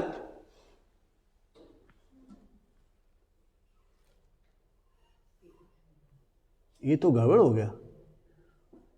कुंभलगढ़ में कीर्ति स्तंभ बनाया था, चित्तौड़ में नहीं। एक मिनट जरा इसको रोकना, देख लेते हैं इसको, कहीं गड़बड़ ना हो जाए। तो मैं बोल सही रहा था लेकिन मैंने लिख यहाँ पर गलत दिया। चित्तौड़गढ़, कुंभा ने, राणा कुंभा ने चित्तौड़गढ़ या चित्तौड़ में इन्होंने कीर्ति स्तंभ बनाया था, ये अलग है, ठीक है ना। ये यहाँ से लिखा हमने, यहाँ तक है ये। चित्तौड़ में कीर्ति स्तंभ किसने बनाया, राणा कुंभा ने बनाया, ठीक है। ये थोड़ी सी गलती हो गई है, आप लोग इसको एडजस्ट कर लेना। कुंभलगढ़ का किला राणा कुंभा ने बनाया और महमूद खिलजी को हराने के बाद उसकी याद में, उस जीत की याद में राणा कुंभा ने चित्तौड़ में कीर्ति स्तंभ बनाया था, ठीक है। आगे चलें। तो अब हम नेक्स्ट बात करेंगे मालवा की। मालवा आपको पता है, इसका ज़्यादातर हिस्सा जो है मध्य प्रदेश में है, कुछ हिस्सा इसका राजस्थान में भी और कुछ हिस्सा गुजरात में भी है। मालवा का आपको पता है काली कपासी मिट्टी के लिए फेमस है, कपास की खेती के लिए फेमस है, ज्योग्राफी में बताया आपको। अब मालवा जो है, सबसे पहले जो किसी मुस्लिम राजा ने जीता वो था अलाउद्दीन खिलजी।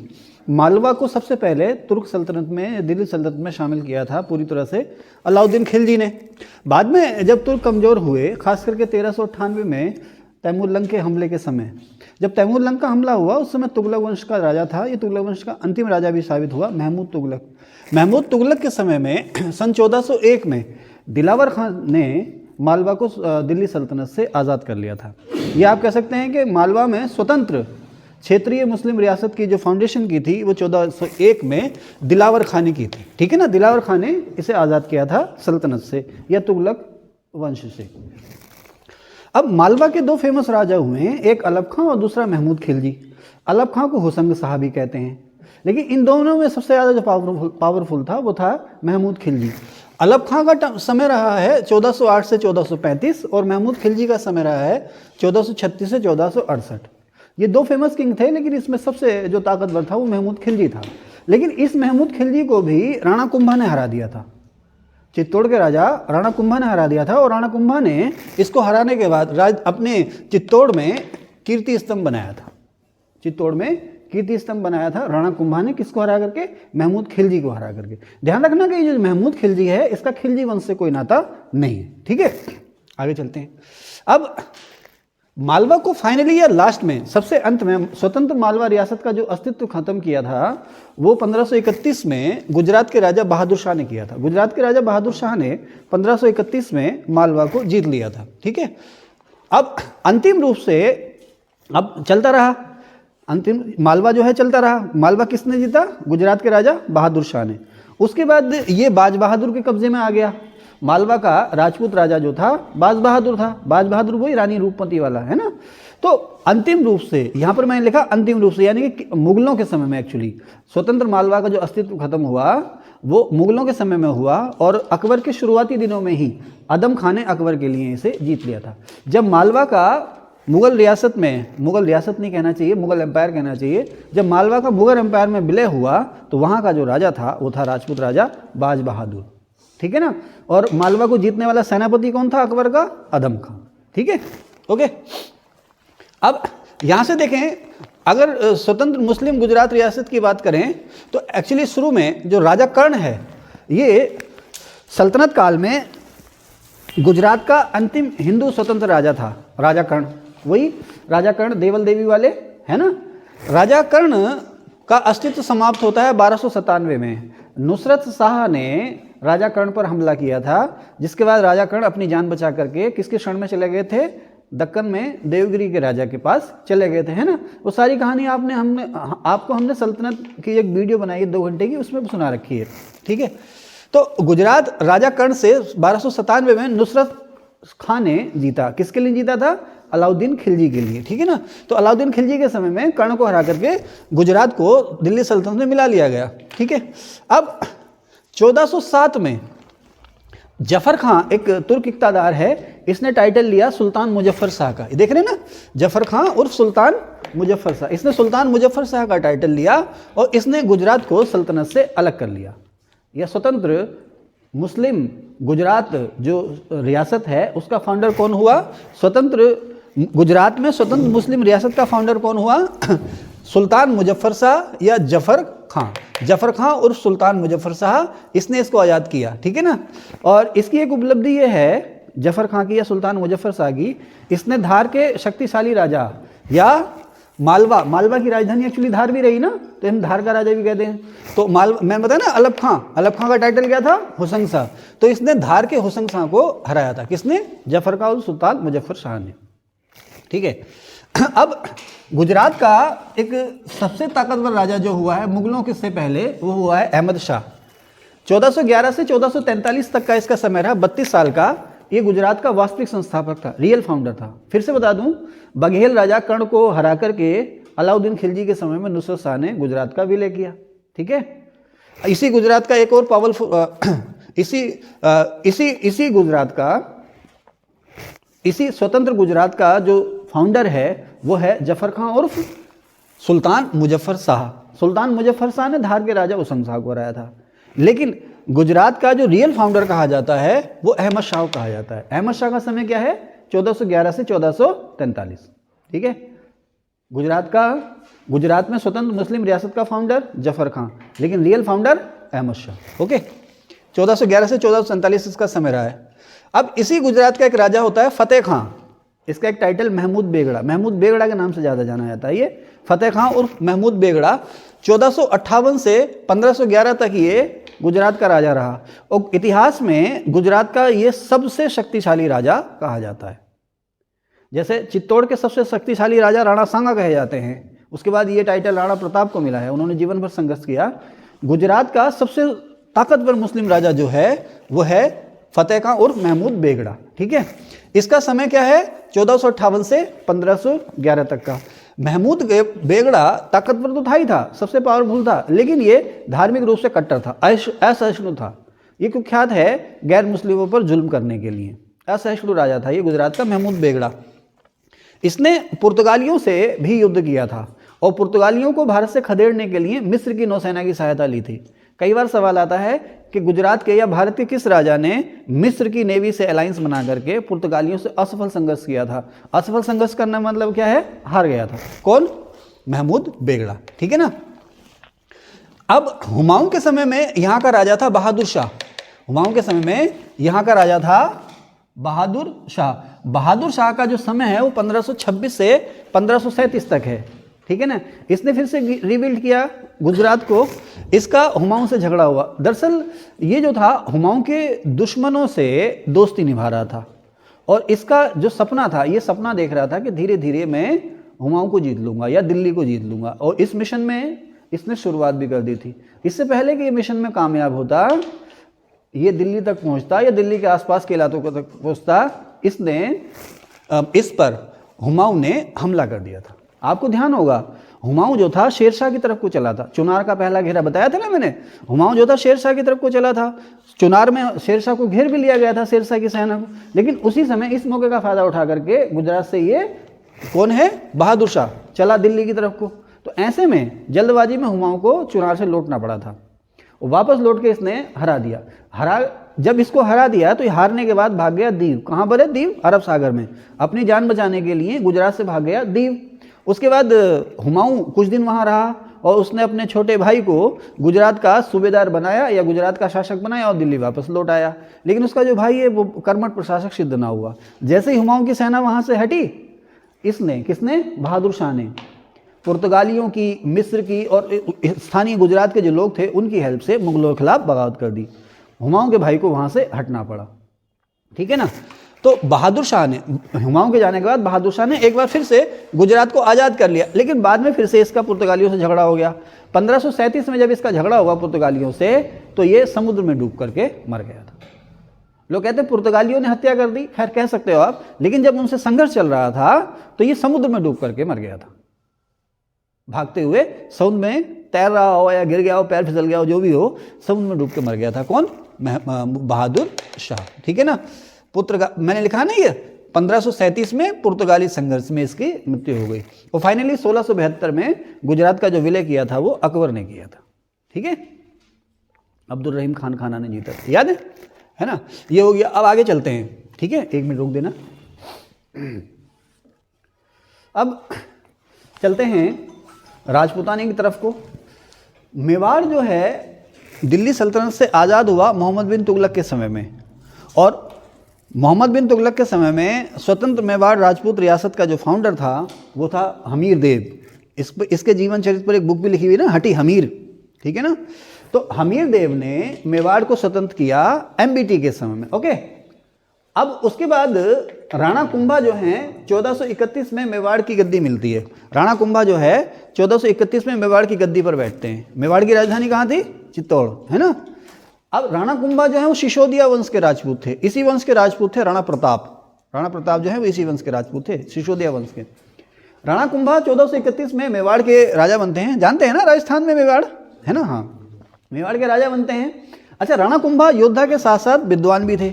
ये उत्तम कोटि के साहित्यकार भी थे, तर्कशास्त्री भी थे, ये ज्योतिष विद्या में प्रवीण थे, ये गणितज्ञ भी थे, और ये संगीत के आचार्य भी थे, संगीत के विद्वान भी थे ये, है ना। हरफन मोला था ये थे। तो इन्होंने अनेक किले भी बनाए और अनेक नाटक भी लिखे। गणित, दर्शन, तर्क, साहित्य, संगीत में प्रवीण थे राणा कुंभा, यानी कि योद्धा के साथ साथ ये बहुमुखी प्रतिभा के धनी थे। ये खुद भी विद्वान थे और विद्वानों को संरक्षण भी देते थे। इन्होंने अनेक नाटक लिखे हैं। ये खुद कहते हैं कि मैंने बहुत सारे नाटक और बहुत सारे काव्य संग्रह लिखे हैं, ठीक है ना। इनकी हत्या कर दी थी इनके बेटे उदय सिंह ने। राणा कुंभा के बेटे हुए उदय सिंह, उन्होंने इनको मार दिया था, ठीक है। उसके बाद राणा कुंभा के दूसरे बेटे रायमल मेवाड़ के राजा बनते हैं। इन्हीं रायमल के बेटे थे राणा संग्राम सिंह, जिन्हें हम इतिहास में जानते हैं राणा सांगा के नाम से। राणा संग्राम सिंह, इस तरह से राणा संग्राम सिंह जो हुए राणा कुंभा के पौत्र यानी कि पोते और रायमल के बेटे हुए। राणा कुंभा को किसने मार दिया? उदय सिंह ने मार दिया, उनके बेटे ने। लेकिन दूसरा बेटा रायमल जो है फिर राजा बना, और रायमल के बेटे थे संग्राम सिंह उर्फ राणा सांगा, ठीक है ना। अब राणा सांगा जो हैं सन 1517 में ये भी योद्धा थे, और कहते हैं इनके शरीर पे 84 घाव थे। बहुत लड़ाइयाँ इन्होंने लड़ी थी। सन 1517 में घटोली की लड़ाई में इन्होंने लोधी वंश के शक्तिशाली राजा इब्राहिम लोधी को हराया था। इनकी इब्राहिम लोधी से नहीं बनती थी, इसीलिए कहते हैं कि बाबर को इन्विटेशन भेजने में ये भी शामिल थे। खैर जो भी है, बाद में खानवा के युद्ध में ये हार गए थे। खानवा का युद्ध कब हुआ था? 1527 में, राणा सांगा और बाबर की सेना के बीच में। तो 1517 में इन्होंने घटोली की लड़ाई में इब्राहिम लोधी को हराया था, लेकिन बाद में खानवा की लड़ाई में ये हार गए थे। और हालांकि जो स्वतंत्र मेवाड़ रियासत है उसका अस्तित्व बना रहा था। मेवाड़ ने अधीनता जो लास्ट में मानी थी, किसके समय मानी थी प्रियंका? मेवाड़ रियासत ने किस मुगल बादशाह की लास्ट में अधीनता मानी थी? हाँ, जहांगीर। शाबाश, वेरी गुड, ओके। नेक्स्ट चलते हैं जौनपुर। जौनपुर उत्तर प्रदेश में है, उत्तरी पूर्वी उत्तर प्रदेश में। भारत का सिराज कहते हैं इसको, क्योंकि जौनपुर जो रियासत है या जौनपुर साम्राज्य या खास करके जौनपुर शहर, ये मध्यकाल में पूर्वी भारत में कला, संस्कृति, स्थापत्य का केंद्र बन गया था। तो इसे भारत का सिराज या भारत का मोती भी कहते हैं जौनपुर शहर को। तो स्वतंत्र जौनपुर शहर, आप अच्छा, जौनपुर शहर जो है आपको पता है किसने बसाया जौनपुर शहर? फिरोज तुगलक ने अपने भाई जूना खां की याद में। जौनपुर शहर अपने भाई जूना खां की याद में, जूना खां माने मोहम्मद बिन तुगलक, मोहम्मद बिन तुगलक की याद में फिरोज तुगलक ने बसाया था, ठीक है। आप लोग जानते हैं गोमती नदी के किनारे है उत्तर प्रदेश में ये। अब सल्तनत से कब अलग हुआ ये? महमूद तुगलक के समय में। वही 1398 में जो हमला हुआ तैमूर लंका, उसी का फ़ायदा उठाया सभी ने। तो महमूद तुगलक के समय में ये अलग हुआ था। एक सवाल आता है कि उत्तर भारत में दिल्ली सल्तनत से अलग होने वाली पहली मुस्लिम रियासत कौन सी थी? तो जौनपुर थी। ठीक है ना। दक्षिण भारत में कई रियासतें अलग हुई। दक्षिण रियासत में सल्तनत से सबसे पहले कौन अलग हुआ था? मावर। ठीक है ना, मावर अलग हुआ था। लास्ट में इनके हाथ में केवल देवगिरी रह गया था दक्षिण भारत में। ठीक है, वो भी बहमनों ने छीन लिया। तो उत्तर भारत में दिल्ली सल्तनत से एमबीटी या फिरोज तुगलक या तुगलकों के समय में, तुगलक कहना चाहिए हमें, एमबीटी फिरोज तो पहले ही निपट गए, तुगलकों के समय में या दिल्ली सल्तनत से अलग होने वाली पहली मुस्लिम रियासत कौन सी थी? जौनपुर। ठीक है ना। तो जौनपुर को हम भारत का सिराज भी कहते हैं। अब मैंने ये लिख रखा है, मलिक, इसका जो फाउंडर था जौनपुर रियासत का, वो था मलिक सरवर उर्फ मलिकुश शर्क। मलिकुश शर्क इसका टाइटल था, जिसका अर्थ है पूर्व का स्वामी। शर्क माने पूर्व। ठीक है ना, मलिकुश शर्क माने पूर्व का स्वामी। तो स्वतंत्र जौनपुर रियासत का फाउंडर कौन था? मलिक सरवर उर्फ मलिकुश शर्क। ठीक है। बाद में इसका एक फेमस राजा हुआ जौनपुर का, इब्राहिम शाह सरकी। अब देखो, इधर बीजापुर रियासत में भी इब्राहिम है, इधर भी शाह है, तो बड़ा कन्फ्यूजन हो जाता है इनको पढ़ते हुए ना। तो खैर, मलिकुश शर्क और पूर्व का स्वामी जो था, फाउंडर था जौनपुर रियासत का। और जौनपुर रियासत का जो सबसे फेमस राजा था, शक्ति के मामले में भी, आर्ट कल्चर यानी कला संस्कृति और इमारतें बनाना यानी कि स्थापत्य को बढ़ावा देने के लिए भी सबसे फेमस, जो सबसे खास काम किया, वो किया इब्राहिम शाह सरकी ने। इसी को श्रेय दिया जाता है जौनपुर को पूर्वी भारत में कला, इस्लामिक कला नहीं, कला और संस्कृति का केंद्र बनाने में। कला, संस्कृति, साहित्य, इतिहास, स्थापत्य, तमाम तरह की जो भी विधाएं हो सकती हैं, तमाम तरह के जो भी बहुमुखी प्रतिमाएं हो सकती हैं, उसने उन सबको बढ़ावा दिया इब्राहिम शाह सरकी ने। ठीक है ना। जौनपुर को कला और संस्कृति का केंद्र बनाया इब्राहिम शाह सरकी ने। 1402 से 1440 तक का इसका समय रहा है। जौनपुर को कला व संस्कृति का सेंटर बनाया। और जैसे हम कहते हैं ना, स्थापत्य की मुगल शैली, स्थापत्य की मुस्लिम शैली, स्थापत्य की मुस्लिम शैली क्या विशेषताएं, मेहराब और गुंबद। तो उसी तरह से जौनपुर शहर में या जौनपुर एम्पायर में जो इमारतें बनी, उन्हें हम कहते हैं जौनपुर शैली या शर्की शैली। ये राजा अपने आप को शर्की कहते थे ना, जौनपुर शैली या शर्की शैली, स्थापत्य की जौनपुर शैली या शर्की शैली। कई बार सवाल आ जाता है कि जौनपुर स्थापत्य की शर्की शैली की सबसे बड़ी खूबी क्या है? ढलुआ दीवारें या तिरछी दीवारें। मैंने लिखा भी है, इसकी सबसे ज़्यादा खूबी जो है वो है ढलुआ दीवारें या तिरछी दीवारें। ओके, चलिए आगे चलते हैं।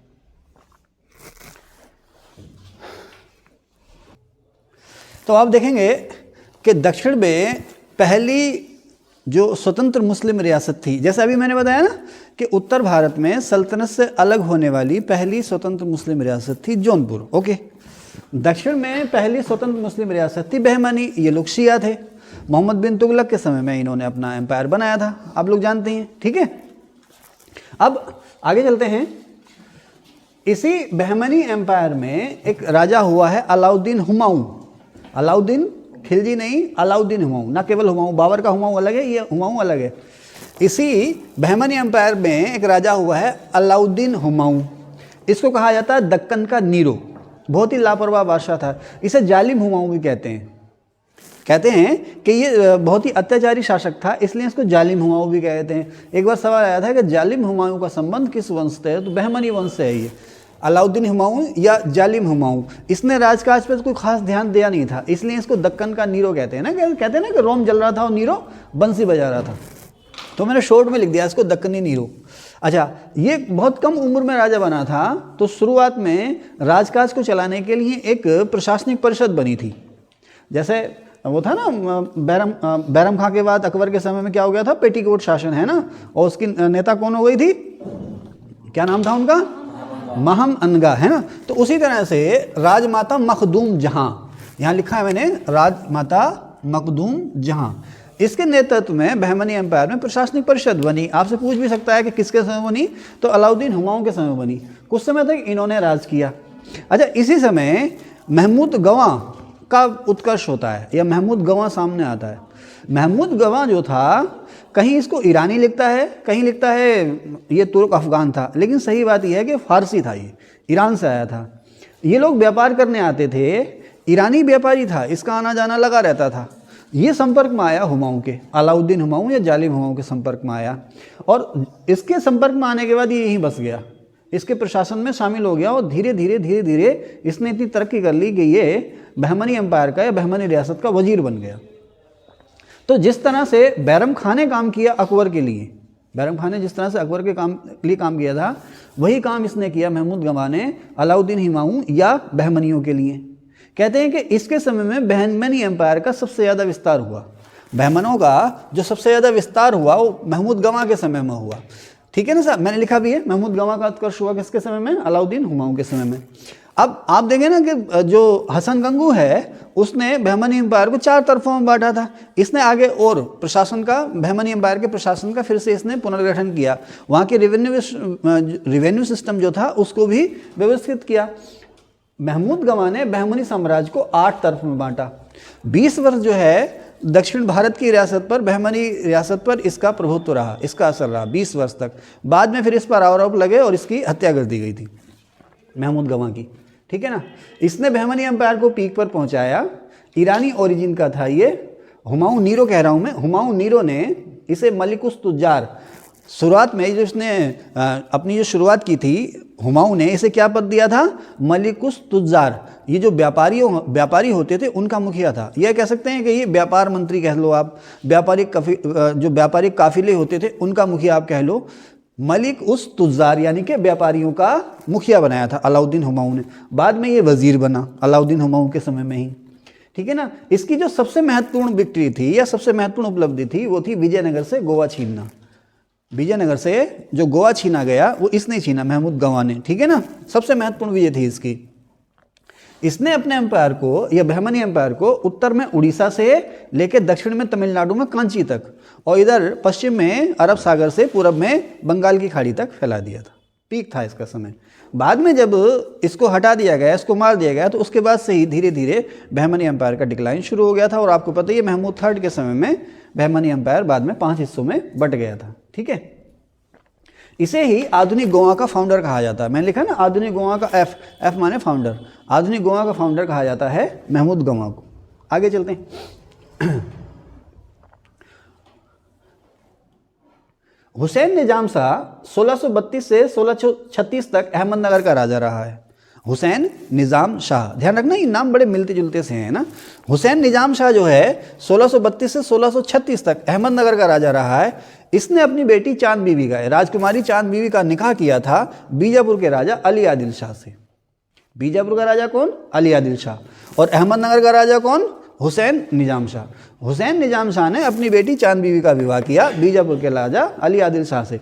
इसमें कई बार कन्फ्यूजन हो जाता है, सवाल कई बार पूछ लेता है चांद बीवी कहाँ की प्रिंसेस थी? तो अहमदनगर की प्रिंसेस थी। कहाँ की शासिका थी? तो बीजापुर की शासिका थी। बाद में इसने अहमदनगर पे भी थोड़े से समय के लिए राज किया है। ठीक है, फिर से चांद बीवी किसकी बेटी? हुसैन निजाम शाह की। ये वही हुसैन निजाम शाह है जिसने तलीकोटा की लड़ाई में राम राय की हत्या की थी।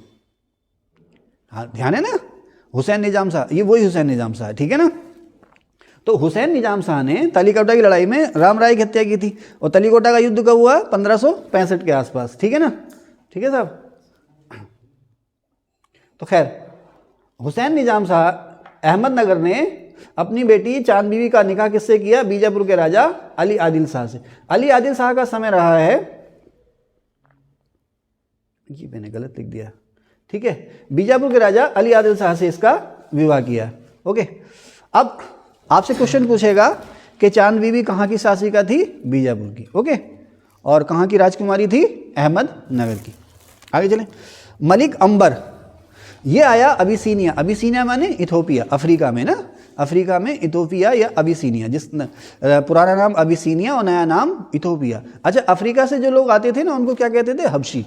हबशी कहते थे। लेकिन ये मजबूत थे, प्रशासन में भी दक्ष थे, तो कई राजाओं ने इनका इस्तेमाल किया अपने एम्पायर को बढ़ावा देने के लिए।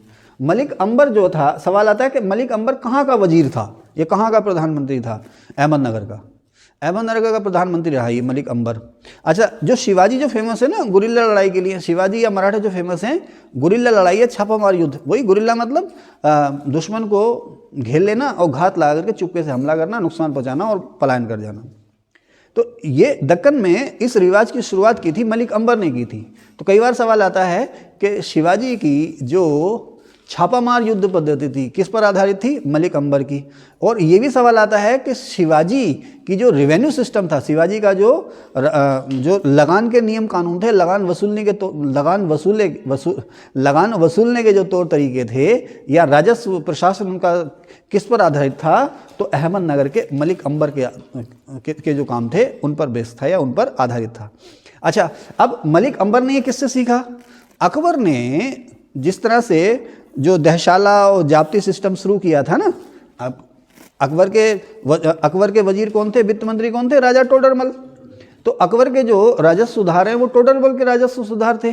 तो उसी के नमूने पर उसी सिस्टम को अहमदनगर में मलिक अंबर ने लागू किया था, उसी राजस्व प्रणाली को। मैंने यहाँ लिखा भी है कि रैयत जाब्ती, रैयतवाड़ी तरह की प्रथा या जाब्ती तरह की प्रथा जो टोडरमल ने शुरू की थी, उसी के नमूने पर मलिक अंबर ने अहमदनगर की जो राजस्व व्यवस्था थी उसको पुनर्गठित किया था। इसलिए मलिक अंबर को दक्षिण का टोडरमल भी कहते हैं। और इसी की नकल की थी बाद में शिवाजी ने, उसमें कुछ अपना जोड़ा, कुछ इसकी नकल की किसने? शिवाजी ने।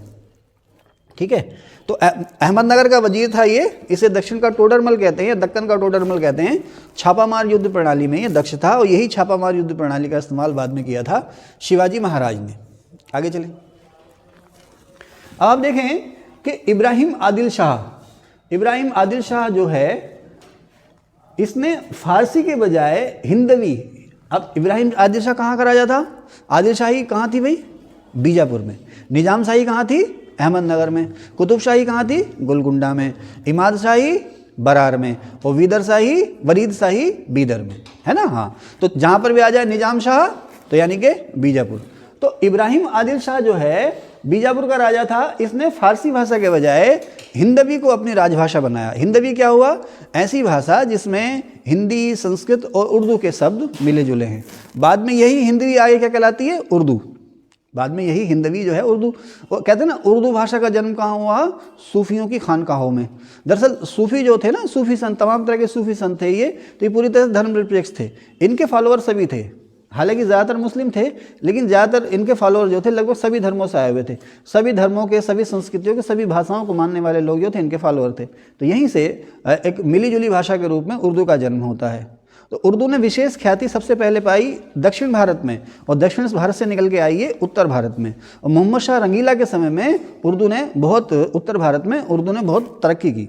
तो दक्कन में या दक्षिण भारत में उर्दू ने जो तरक्की शुरू की, वो शुरू की इब्राहिम आदिल शाह के समय में। कहते हैं कि इसने दक्कनी उर्दू या हिंदवी को अपने साम्राज्य की राजभाषा बनाया, और धार्मिक रूप से सहिष्णु भी था ये। इसने हिंदुओं को भी अपने इसने प्रशासन में नियुक्ति दी। किसने? इब्राहिम आदिल शाह ने। फिर आता है अली आदिल शाह। इब्राहिम आदिल शाह का समय रहा है 1535 से 1558। 1535 से 1558 इसका समय रहा। उसके बाद राजा बनता है अली आदिल शाह। देखो बड़ा मुश्किल है इन नामों को याद रखना, लेकिन आप लोग कोशिश करना। इब्राहिम आदिल शाह, उसके बाद अली आदिल शाह। अली आदिल शाह का समय रहा है 1558 से 1580। उसके बाद इब्राहिम आदिल शाह सेकंड। ये जो अली आदिल शाह है, यहाँ लिखा है ना मैंने, बीजापुर का राजा, इसी से किसका निकाह हुआ था? चांद बीबी का, है ना। चांद बीबी कहाँ की प्रिंसेस थी? अहमदनगर की। तो चांद बीबी से निकाह के कुछ समय बाद जो था अली आदिल शाह मर गया। अली आदिल शाह की डेथ हो गई। 1558 से 1580 तक का इसका समय रहा है। उसके बाद इसकी जो है डेथ हो गई है अली आदिल शाह की। अब अली आदिल शाह के बाद छिटपुट राजा बने, लेकिन बाद में इसका 9 साल का भतीजा, जिसका नाम है इब्राहिम आदिल शाह, जिसे हम इतिहास में इब्राहिम आदिल शाह सेकंड के नाम से जानते हैं। ध्यान से सुनना मेरी बात। वही चांद बीबी का पति अली आदिल शाह। अली आदिल शाह अभी जो है कि राजा बनता है, और अली आदिल शाह का जो समय है 1558 से 1580 है। इसकी मौत के बाद चांद बीबी विधवा हो जाती है। ठीक है, चांद बीबी विधवा हो जाती है। उसके बाद राजा बनता है इब्राहिम आदिल शाह। ये 9 साल का बच्चा था। चांद बीबी ने अब इसके संरक्षक के रूप में बीजापुर पर राज किया कुछ समय तक। इसे रजिया सुल्तान के बाद आप दूसरी मुस्लिम शासिका कह सकते हो। हालांकि इसने महारानी का टाइटल नहीं लिया था, लेकिन संरक्षक के तौर पर इसने पूरी तरह से राजसत्ता का इस्तेमाल किया था। किंग ही थी, क्वीन ही थी। कौन? चांद बीबी। देखो मैंने यहाँ पे लिखा भी है इब्राहिम आदिल शाह, इसका समय है 1580 से 1626। बीजापुर का ये 5वां राजा था, या आदिल शाही का ये 5वां राजा था। अली आदिल शाह, ये होगा ना अली आदिल शाह इसका ये भतीजा था, और इस तरह से चांद बीबी जो हुई इसकी चाची हुई, अली आदिल शाह की, सॉरी इब्राहिम आदिल शाह की। अली आदिल शाह चांद बीबी का पति, और इब्राहिम आदिल शाह इस तरह से उसका भतीजा। इब्राहिम आदिल शाह सेकंड कहते हैं इसको। इब्राहिम आदिल शाह सेकंड जो है बीजापुर का सबसे फेमस राजा था। इसने बीजापुर को दक्षिण भारत में कला और संस्कृति का केंद्र बनाया। जैसे देवराय फर्स्ट के बारे में है ना कि उसने विजयनगर को दक्षिण भारत में हिंदू कला धर्म और संस्कृति का केंद्र बनाया, तो इसी तरह से इब्राहिम आदिल शाह सेकंड ने बीजापुर को दक्षिण भारत में कला और संस्कृति का केंद्र बनाया। ठीक, तो चांद बीबी जो हैं अहमदनगर की प्रिंसेस थी और बीजापुर की रानी थी। इन्होंने अपने पति की मृत्यु के बाद इब्राहिम आदिल शाह सेकंड को संभाला। उसके संरक्षक के रूप में इन्होंने बीजापुर की राजगद्दी को संभाला या बीजापुर की शासिका के रूप में काम किया। बाद में इन्होंने सन 1580 से 1590 तक ये बीजापुर में संरक्षक रानी के रूप में रही। उसके बाद फिर इब्राहिम आदिल शाह अपने पैरों पर खड़ा हो गया, ये अपने पिता के पास वापस चली गई। लेकिन जब अकबर की सेना ने अहमदनगर पर दबाव डालना शुरू किया तो इन्होंने अकबर की सेना का मुकाबला किया था। सन 1595 में इन्होंने अकबर की सेना से मोर्चा लिया था और उसे एक बार पीछे को हटने के लिए बाध्य कर दिया था। तो 1595 से सन 1600 तक इन्होंने बहादुर शाह के संरक्षक के रूप में अहमदनगर पर शासन किया था। ठीक है ना, ये सारा मैं यहाँ पे लिख रखा है चांद बीबी के बारे में, इतना ही आता है, इससे ज़्यादा इसमें कुछ आएगा नहीं। आगे चलते हैं। अब ये सारा हो गया है, ठीक है। चलिए अब इससे थोड़ा सा आगे डिस्कस करते हैं। सर थोड़ा रोक लीजिए। दिद्दा का आपने सुना होगा ना, जब महमूद गजनवी ने भारत पर हमला किया था तो कश्मीर की शासिका कौन थी? रानी दिद्दा, है ना। बाद में इन्होंने शासन पर पकड़ बनाए रखने के लिए अपने पुत्रों पोत्रों तक की हत्या करा दी थी। तो कभी कभी सीधा सवाल आ जाता है कि रानी दिद्दा कहाँ की रानी थी? कश्मीर की रानी थी। अच्छा, कश्मीर का इतिहास कल्हड़ ने लिखा है, राजतरंगिणी में आप लोग जानते ही हो। कश्मीर में पहला ताकतवर हिंदू जो एम्पायर बनाया वो बनाया था सुहादेव ने सन 1301 में। कश्मीर में पहला ताकतवर हिंदू राज जो कायम किया, हिंदू साम्राज्य जो कायम किया कश्मीर में, पहला हिंदू ताकतवर साम्राज्य 1301 में सुहादेव ने, ठीक है ना। अच्छा, बाद में कश्मीर का मुस्लिम राजा हुआ सिकंदर। कश्मीर का राजा है सिकंदर। सन 1398 में इसने तैमूर के हमले को रोका था। ये इतना ताकतवर राजा था कि तैमूर ने जब हमला किया था कश्मीर पर 1398 में उसी के आसपास, तो राजा सिकंदर की सेना ने वो हमला रोक दिया था। लेकिन ये धार्मिक रूप से असहिष्णु भी था। इसने गैर मुस्लिमों पर जुल्म किए, मूर्तियां तोड़ना, जैसे महमूद गजनवी था ना, मूर्तियां तोड़ता था, उसे बुत शिकन कहा जाता है। तो इसे कश्मीर में बुत शिकन कहा जाता था। जो गैर मुस्लिम पूजा स्थल जितने भी थे ज़्यादातर इसने ध्वस्त किए थे। किसने? सिकंदर, कश्मीर का राजा सिकंदर। एक बंगाल का राजा है सिकंदर शाह, वो अलग है, ध्यान रखना। बंगाल का राजा सिकंदर शाह अलग है और यूनान का राजा सिकंदर शाह अलग है। ये हम बात कर रहे हैं कश्मीर के राजा सिकंदर की। तो 1398 में तैमूर के हमले को इसने कश्मीर पर रोका था। इसके अलावा इसको टाइटल दिया था बुत शिकन, क्योंकि इसने मूर्तियों को तोड़ा और इसने गैर मुस्लिमों पर जजिया कर लगाया। जजिया कर आप लोग जानते हैं, इसकी व्याख्या क्या करनी हुई, सभी लोग जानते हैं। तो इसने जजिया कर लगा दिया था। इसके कुछ समय बाद कश्मीर का राजा हुआ जैनुल आबिदीन। जैनुल आबिदीन को बुद्ध शाह भी कहते हैं, अलाउद्दीन भी कहते हैं। जैनुल आबिदीन, ठीक है ना। कहाँ का राजा? कश्मीर का। इसे कश्मीर का अकबर कहते हैं। जैनुल आबिदीन को सवाल खूब आता है कि किसे कश्मीर का अकबर कहा जाता है? जैनुल आबिदीन को कहा जाता है। क्यों कहा जाता है इसे कश्मीर का अकबर? देखो, ये था, इसने जजिया टैक्स जो था वो हटा दिया। सिकंदर ने जो जजिया टैक्स लगाया था वो जजिया टैक्स हटा दिया। इसके अलावा जो सती प्रथा पर रोक लगी हुई थी उसने हटा दी। उन्होंने कभी आपकी इच्छा है, जैसे चाहे वैसे जियो। सती प्रथा पर लगी हुई जो रोक थी वो इसने हटा दी। इसके अलावा इसने कश्मीर में गौ हत्या पर रोक लगा दी थी। इसीलिए इतिहासकार इसे कश्मीर का अकबर कहते हैं, ठीक है ना। किसको? जैनुल आबिदीन को, कश्मीर का राजा था। अच्छा, उसके बाद हम बात करें थोड़ी सी बंगाल की। तो आप लोग जानते ही हैं कि बंगाल में जिस समय मोहम्मद गोरी के हमले हो रहे थे उस समय बंगाल में जो राजा था, हिंदू राजा जो था वो था राजा लक्ष्मण सेन। सेन वंश के राजा लक्ष्मण सेन थे, है ना। इनकी राजधानी राढ़ भी थी। बाद में इन्होंने अपनी राजधानी बनाई थी लखनौती में, ठीक है। तो बंगाल के राजा थे लक्ष्मण सेन और इन्हीं के समय में आपको पता होगा बख्तियार खिलजी ने बंगाल पर हमला किया था और नालंदा और विक्रमशिला के जो विश्वविद्यालय थे उसने वो किला समझ करके जला दिए थे, लूट लिए थे, ठीक है ना। बाद में बलबन के समय में बलबन ने अपने किस बेटे को बंगाल का गवर्नर बनाया था? बुगरा खां को, है ना। बलबन ये भी चाहता था कि बुगरा खां मेरे बाद यहाँ हिंदुस्तान की सत्ता संभाल ले, लेकिन बुगरा खां चुपचाप भाग गया। वो कहाँ? बंगाल में ही मस्त रहा वो। तो बलबन के समय में यहाँ का राजा था बुगरा खां। अब गयासुद्दीन तुगलक के समय में गयासुद्दीन तुगलक ने फिर से बंगाल का पुनर्गठन किया है। इसने बंगाल को 3 हिस्सों में बांटा। यही कह सकते हैं कि गयासुद्दीन तुगलक के समय में बंगाल जो है वो 3 हिस्सों में बंट गया। इसमें उत्तरी बंगाल जो था उसे कहते हैं लखनौती, पूर्वी बंगाल उसे कहते हैं सोनारगांव, ठीक है ना, और दक्षिणी बंगाल जो है उसे कहते हैं सतगांव। ध्यान रखना, कभी कभी वैसे भी आता है कि भाई लखनौती क्या हुआ, सोनारगांव क्या हुआ और सतगांव क्या हुआ। तो लखनौती हुआ उत्तरी बंगाल, सोनार हुआ पूर्वी बंगाल और सतगांव हुआ दक्षिणी बंगाल, ठीक है ना। ओके, 1345 में बाद में फिर शमसुद्दीन इलियास शाह ने इसका फिर से इंटीग्रेशन या एकीकरण किया है, यानी कि बंगाल को एक सूत्र में बांटा है।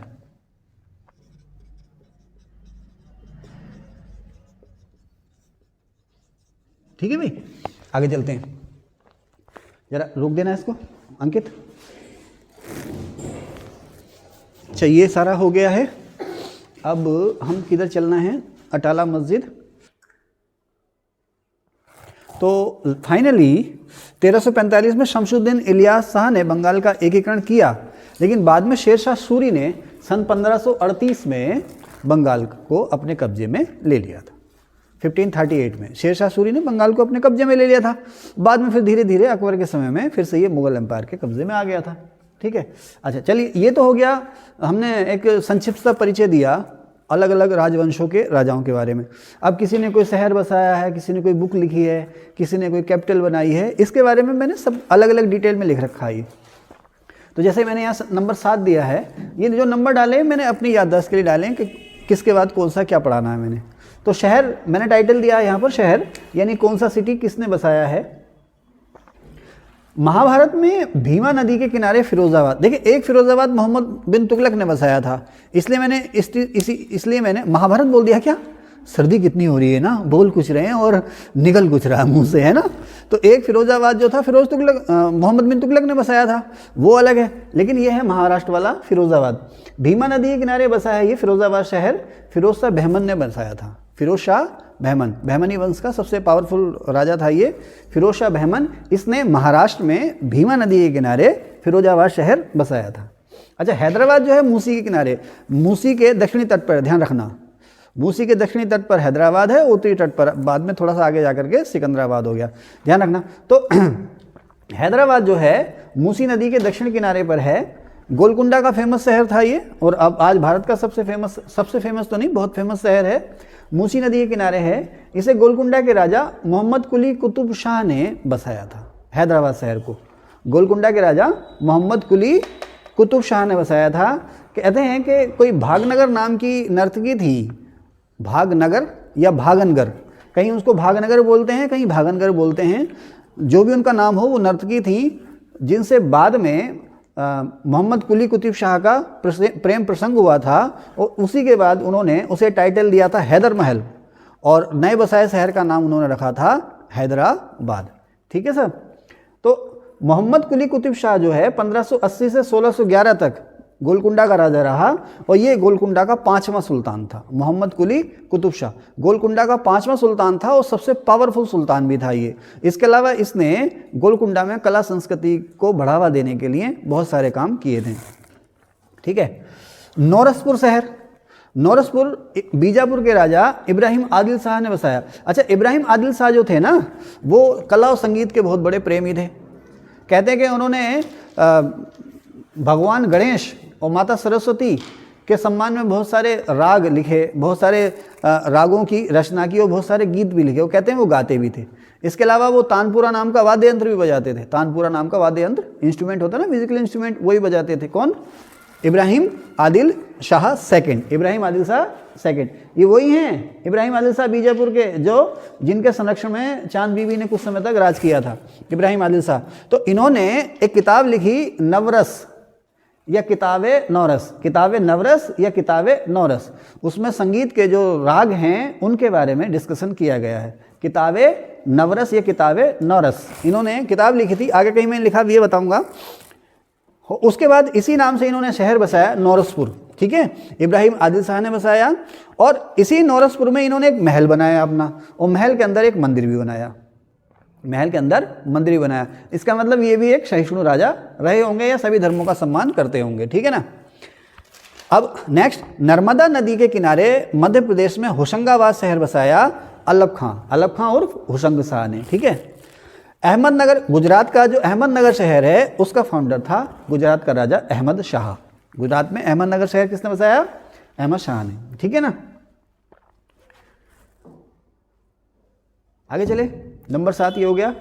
अब नंबर 8 किधर है भाई, ढूंढो। ये है, हाँ, थर्ड रो फर्स्ट।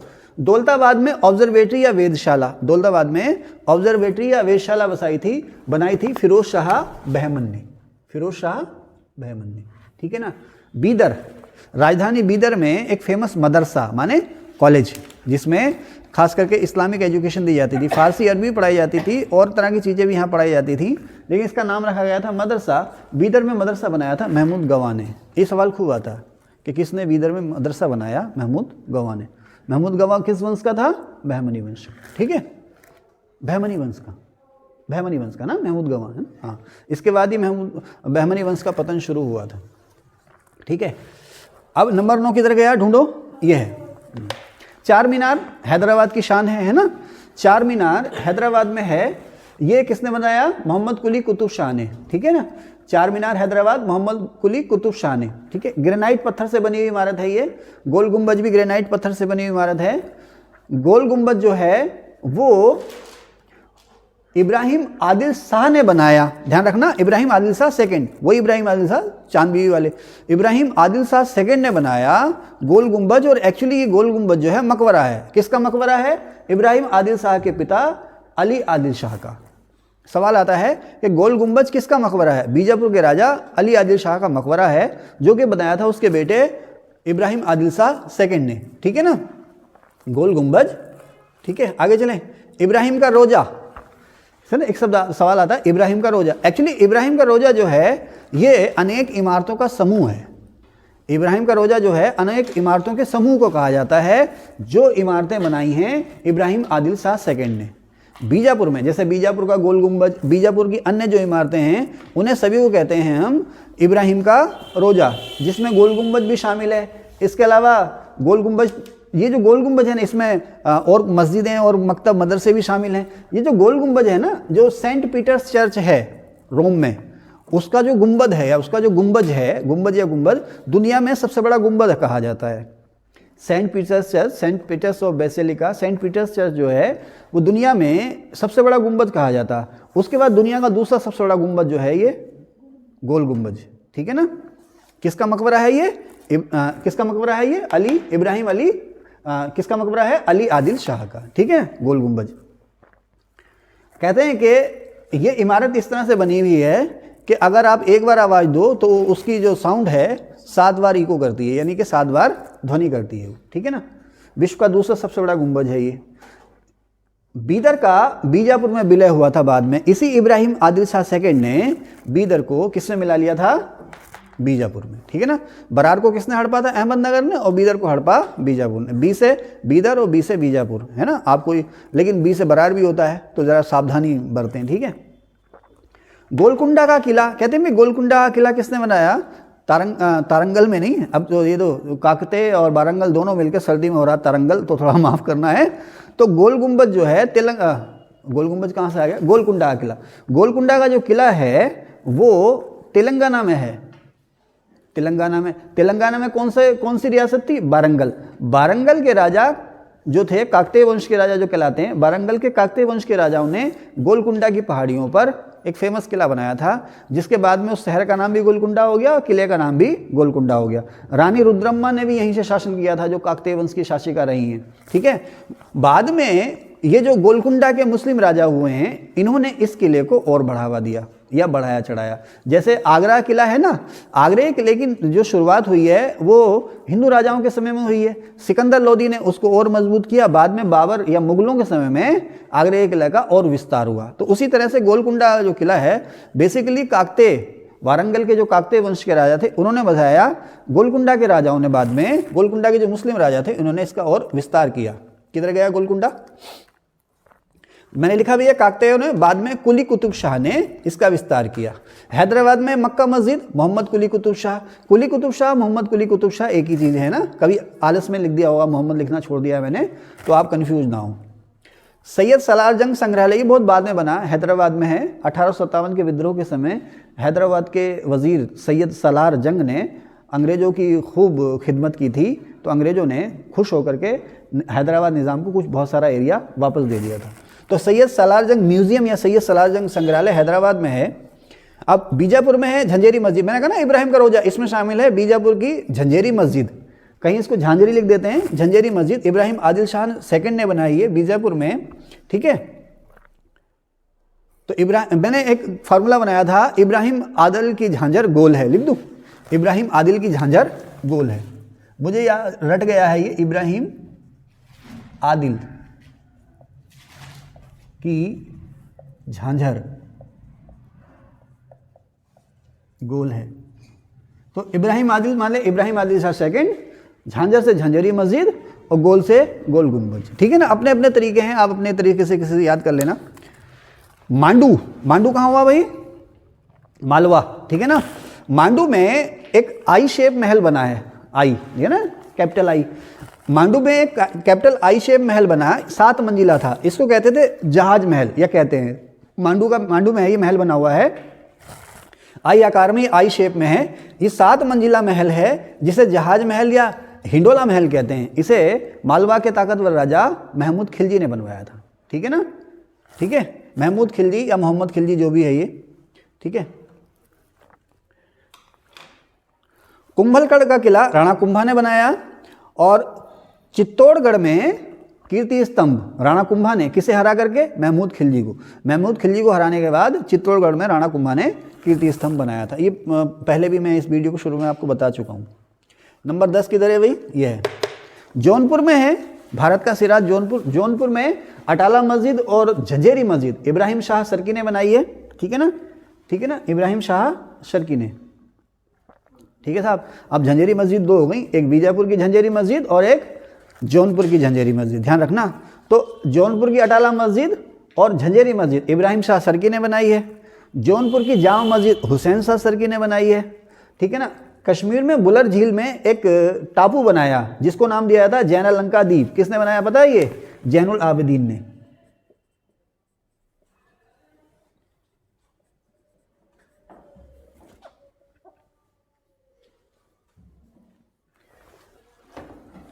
श्रीनगर में बुलर झील में एक टापू बनाया था जिसे नाम दिया गया जैनुलंका द्वीप, जैनुल आबिदीन ने बनाया, ठीक है ना, कश्मीर में, श्रीनगर में। श्रीनगर में मंदानी का मकबरा है। पांडुआ बंगाल है, पांडुआ बंगाल की अदीना मस्जिद सिकंदर शाह ने बनाई है। पांडुआ बंगाल की अदीना मस्जिद सिकंदर शाह ने बनाई है। 11 नंबर किधर है? ये इब्राहिम आदिल शाह सेकंड, अभी इनके बारे में बात भी हो रही थी। ये कला संस्कृति के बहुत ही महान संरक्षक थे। इनके समय में बीजापुर में या दक्षिण भारत में कला संस्कृति स्थापत्य जो था वो अपने पीक पर पहुंचा। संगीत के प्रेमी थे ये जो थे संगीत के प्रेमी थे। इन्होंने सरस्वती, देवी सरस्वती और गणपति देव के सम्मान में बहुत से संगीत रागों की रचना की, बहुत से गानों की रचना भी की और उन्हें गाया भी। इन्होंने दक्कनी भाषा में, दक्कनी यानी कि दक्कनी उर्दू, दक्कनी भाषा में इन्होंने किताब नवरस के नाम से एक किताब भी लिखी है जो कि संगीत की पुस्तक है, किताब नवरस या किताब नवरस। अभी हम इसको डिस्कस भी कर रहे थे। आदिल शाह सेकंड जो था बीजापुर में सबसे ज़्यादा समय तक राज करने वाला राजा था ये आदिल शाह सेकंड, ठीक है ना।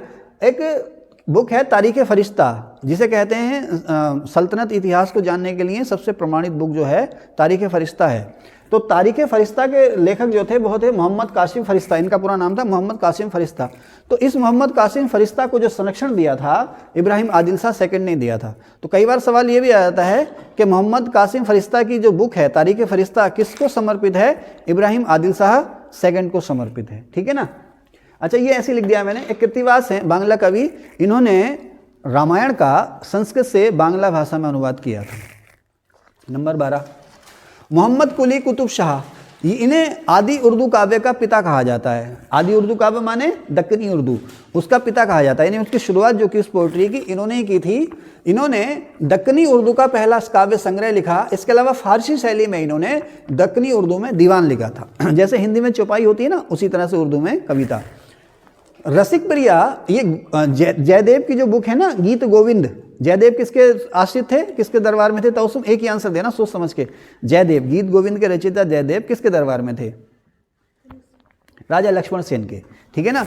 तो राजा लक्ष्मण सेन के दरबार में थे जयदेव। इन्होंने गीत गोविंद लिखी है। इसी गीत गोविंद पर टीका या कमेंट लिखा है रसिक प्रिया के नाम से राणा कुंभा ने, ठीक है। वीडियो को दोबारा चला करके देखना। ओके, आगे चलें। नंबर 13 किधर गया अभी? हाँ, लास्ट में।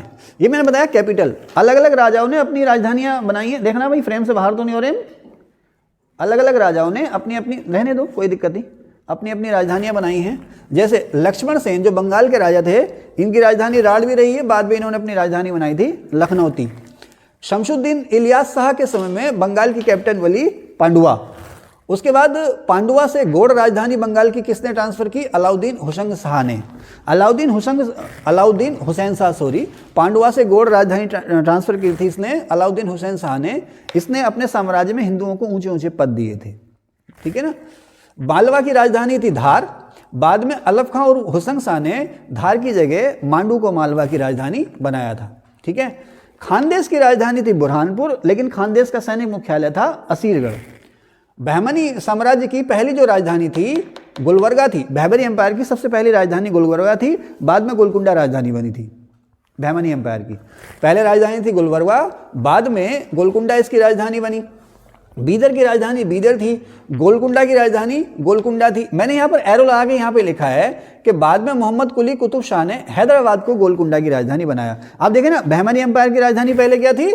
गुलबर्गा। बाद में गोलकुंडा एक किला का महत्व उनको पता चला, गोलकुंडा में अपनी राजधानी ले गए। बाद में जब गोलकुंडा अलग हो गया बहमनों से, तो गोलकुंडा की राजधानी गोलकुंडा ही रही। किसने बनाई राजधानी? मोहम्मद कुली कुतुब शाह ने, ठीक है ना। सॉरी, गोलकुंडा की राजधानी गोलकुंडा ही रही। बाद में जब मोहम्मद कुली कुतुब शाह का समय आया है, उसने हैदराबाद शहर बसाया और हैदराबाद को गोलकुंडा की राजधानी बनाया। तो इस तरह से बहमनों की पहली राजधानी गुलबर्गा, दूसरी राजधानी गोलकुंडा, गोलकुंडा की पहली राजधानी गोलकुंडा और दूसरी राजधानी बाद में बनी राजधानी हैदराबाद। किसने बसाई? मोहम्मद कुली कुतुब शाह ने। ओके, अच्छा, अहमदनगर की राजधानी अहमदनगर की राजधानी पहले थी जुन्नार। कोई बात नहीं, आराम से बैठो। अहमदनगर की पहले जो राजधानी थी जुन्नार थी, महाराष्ट्र में जुन्नार, ठीक है ना। अहमदनगर की राजधानी पहले जुन्नार थी और बाद में राजधानी बनी अहमदनगर, ठीक है। बीजापुर की राजधानी नौरसपुर थी। ये मैंने देखो यहाँ स्टार बना रखा और यहाँ पर भी एक स्टार बना रखा, यानी कि दोनों इससे रिलेटेड हैं। बीजापुर की जो राजधानी थी नौरसपुर थी, ठीक है साहब। और ये किसने बनाई थी? इब्राहिम आदिल शाह सेकंड ने। यानी कि नौरसपुर को बीजापुर की राजधानी किसने बनाया? इब्राहिम आदिल शाह सेकंड ने, ठीक है। आगे चलें। हैदराबाद को, यहाँ ये फिर से रिपीट हो गया, हैदराबाद को गोलकुंडा की कैपिटल किसने बनाया? मोहम्मद कुली कुतुब शाह ने, ठीक है। अब यहाँ पर कुछ धार्मिक मसले लिखे हैं मैंने, जैसे यह है संत गेसुदराज से किसका विवाद हुआ? किस बहमनी राजा का प्रसिद्ध सूफी संत गेसुदराज से विवाद हुआ? फिरोज शाह बहमन का, ठीक है ना। फिर आता है शिहाबुद्दीन अहमद। शिहाबुद्दीन अहमद जो है बहुत ही न्यायप्रिय राजा था, धार्मिक प्रवृत्ति का राजा भी था। ये न्यायप्रिय भी था, धार्मिक प्रवृत्ति का राजा भी था, सहिष्णु राजा भी था। इसलिए इसको टाइटल दिया जाता है शिहाबुद्दीन अहमद को शाह वली या संत अहमद। उसके बाद इब्राहिम आदिल शाह सेकंड। इब्राहिम आदिल शाह सेकंड जो है, इसने भरपूर प्रयास किया कि शिया और सुन्नी के आधार पर जो झगड़े हैं वो खत्म हो, हिंदू मुस्लिम के आधार पर जो झगड़े हैं वो खत्म हो। तो इसने शिया और सुन्नियों के बीच में और हिंदू मुस्लिमों के बीच में कोऑर्डिनेशन यानी कि तालमेल करवाने की कोशिश की थी, ठीक है ना। इब्राहिम आदिल शाह सेकंड जो हैं, ये गुलबर्गा के फेमस सूफी संत हजरत ख्वाजा बंदा नवाज के शिष्य थे। ख्वाजा बंदा नवाज, ठीक है ना। एक है गरीब नवाज, ये हैं बंदा नवाज, ठीक है ना। तो कौन? इब्राहिम आदिल शाह सेकंड जो थे, इन्होंने शिया सुन्नी भेद खत्म करने की कोशिश की, हिंदू मुस्लिम भेद खत्म करने की कोशिश की। और ये किसके शिष्य थे? गुलबर्गा के सूफी संत हजरत ख्वाजा बंदा नवाज के शिष्य थे ये, ठीक है ना। नेक्स्ट, मालवा की कैपिटल धार से मांडू अलब खां, ये अच्छा ये रिपीट हो गया यहाँ पर। अलब खां जो था वो शेख बुरहानुद्दीन गरीब का शिष्य था। इब्राहिम आदिल शाह किसका शिष्य था? ख्वाजा बंदा नवाज का। और अलब खां किसका शिष्य था? शेख बुरहानुद्दीन गरीब का। अच्छा, गोलकुंडा जो है वो हीरो की खानों के लिए फेमस थी। गोलकुंडा आंध्र प्रदेश तेलंगाना में गोलकुंडा जो है हीरो की खानों के लिए फेमस थी। इस रियासत की जो समृद्धि का राज था वो ये था कि मुसलीपत्तनम जैसे और भी बहुत सारे बंदरगाह इसके कब्जे में थे, यानी कि दक्षिण पूर्व से होने वाले व्यापार पर इसका एक तरह से एकाधिकार या कब्जा था। ठीक है, मैंने लिखा भी है ना, अनेक बंदरगाह इसके कब्जे में थे जिसमें से मुसलीपत्तनम भी शामिल है जो बाद में अंग्रेजों का गढ़ बना था। अब ये मैंने किसके बारे में लिखा है? ये मैंने लिखा है ये बीच में आ गया सर, आप इससे कंफ्यूज ना होना। ये मैं लिखा ना, मालवाई कैपिटल धार से मांडू अलब खां और होशंग शाह ने बनाई। तो अलब खां और होशंग शाह जो था ये शेख बुरहानुद्दीन गरीब का शिष्य भी था। इसके अलावा ये न्यायपुर राजा भी था, सहिष्णु राजा भी था। ठीक है ना। इसके जैन पूंजीपतियों से अच्छे संबंध थे। जैन पूंजीपतियों को इसने कहा कि भाई आइए और हमारे यहाँ से व्यापार कीजिए, हमारे यहाँ इन्वेस्ट कीजिए। ठीक है ना, जैसे आजकल की सरकारें करती हैं ना, जैसे मेक इन इंडिया। तो जैन पूंजीपतियों से इसके बड़े अच्छे रिश्ते थे। इसने मिस्र के खलीफा को भी दूध भेजे थे, जो मिस्र का राजा था या मिस्र का जो खलीफा था उसको भी दूध भेजे थे। और इसने अपने एम्पायर में एजुकेशन को बढ़ावा देने के लिए बहुत से कॉलेज और स्टूडेंट्स के रहने के लिए हॉस्टल यानी कि छात्रावास बनाए थे अलब खां और होशंग शाह ने। ठीक है ना। अहमदनगर गुजरात शहर जो बसाया वो अहमद शाह ने बसाया था। 13 के बाद क्या आ गया? अब 14 किधर है भाई? ढूंढो, इधर है। हाँ, टाइटल ये लास्ट है हमारा शायद है, ये सारा हो गया इधर है। हाँ, तो टाइटल है जैनुल आबिदीन को बुद्ध शाह या कश्मीर का अकबर कहते हैं। फिर अलाउद्दीन हुमायूं बहमनी वंश का राजा था ये, इसे जालिम बादशाह भी कहते हैं, बहुत अत्याचारी राजा था तो इसे जालिम बादशाह भी कहते हैं। इसे दक्कन का नीरो भी कहा जाता है, लापरवाह भी था ये। इब्राहिम आदिल शाह सेकंड, इसके 2 टाइटल मिलते हैं। बीजापुर का राजा था ये इब्राहिम आदिल शाह सेकंड। जगत गुरु, इस विद्वानों को और विद्या को संरक्षण देने के लिए इसे कहा गया जगत गुरु, और गरीबों की भलाई करने के लिए इसे कहा गया अबला बाबा। गरीबों की बढ़ चढ़कर भलाई करने के लिए इसको नाम दिया गया था अबला बाबा। ठीक है ना। ख्वाजा जहां उर्फ महमूद गवां को नीरो माने हुमायूं ने, ये जो है बहमनी हुमायूं ने इसे मलिक उस तुज्जार का टाइटल दे करके व्यापारियों का या व्यापार का प्रमुख बनाया था। ठीक है, और कुछ तो नहीं रहा भाई, देख लो इसमें है, मेरे ख्याल से सारा हो गया। चलिए, बड़ी मेहनत लगी है इसमें, और जितने भी घंटे की ये वीडियो हो गई है, और हम इसमें लगे हुए हैं आज सुबह 10 बजे से। आज सुबह 10 बजे से लगे हुए हैं, और आधे घंटे का लंच ब्रेक लेने के बाद 4:10 हो चुके हैं। तो अगर आपको ये मेहनत अच्छी लगी हो तो प्लीज़ लाइक भी कीजिएगा, शेयर भी कीजिएगा और सब्सक्राइब भी कीजिएगा। Thank you.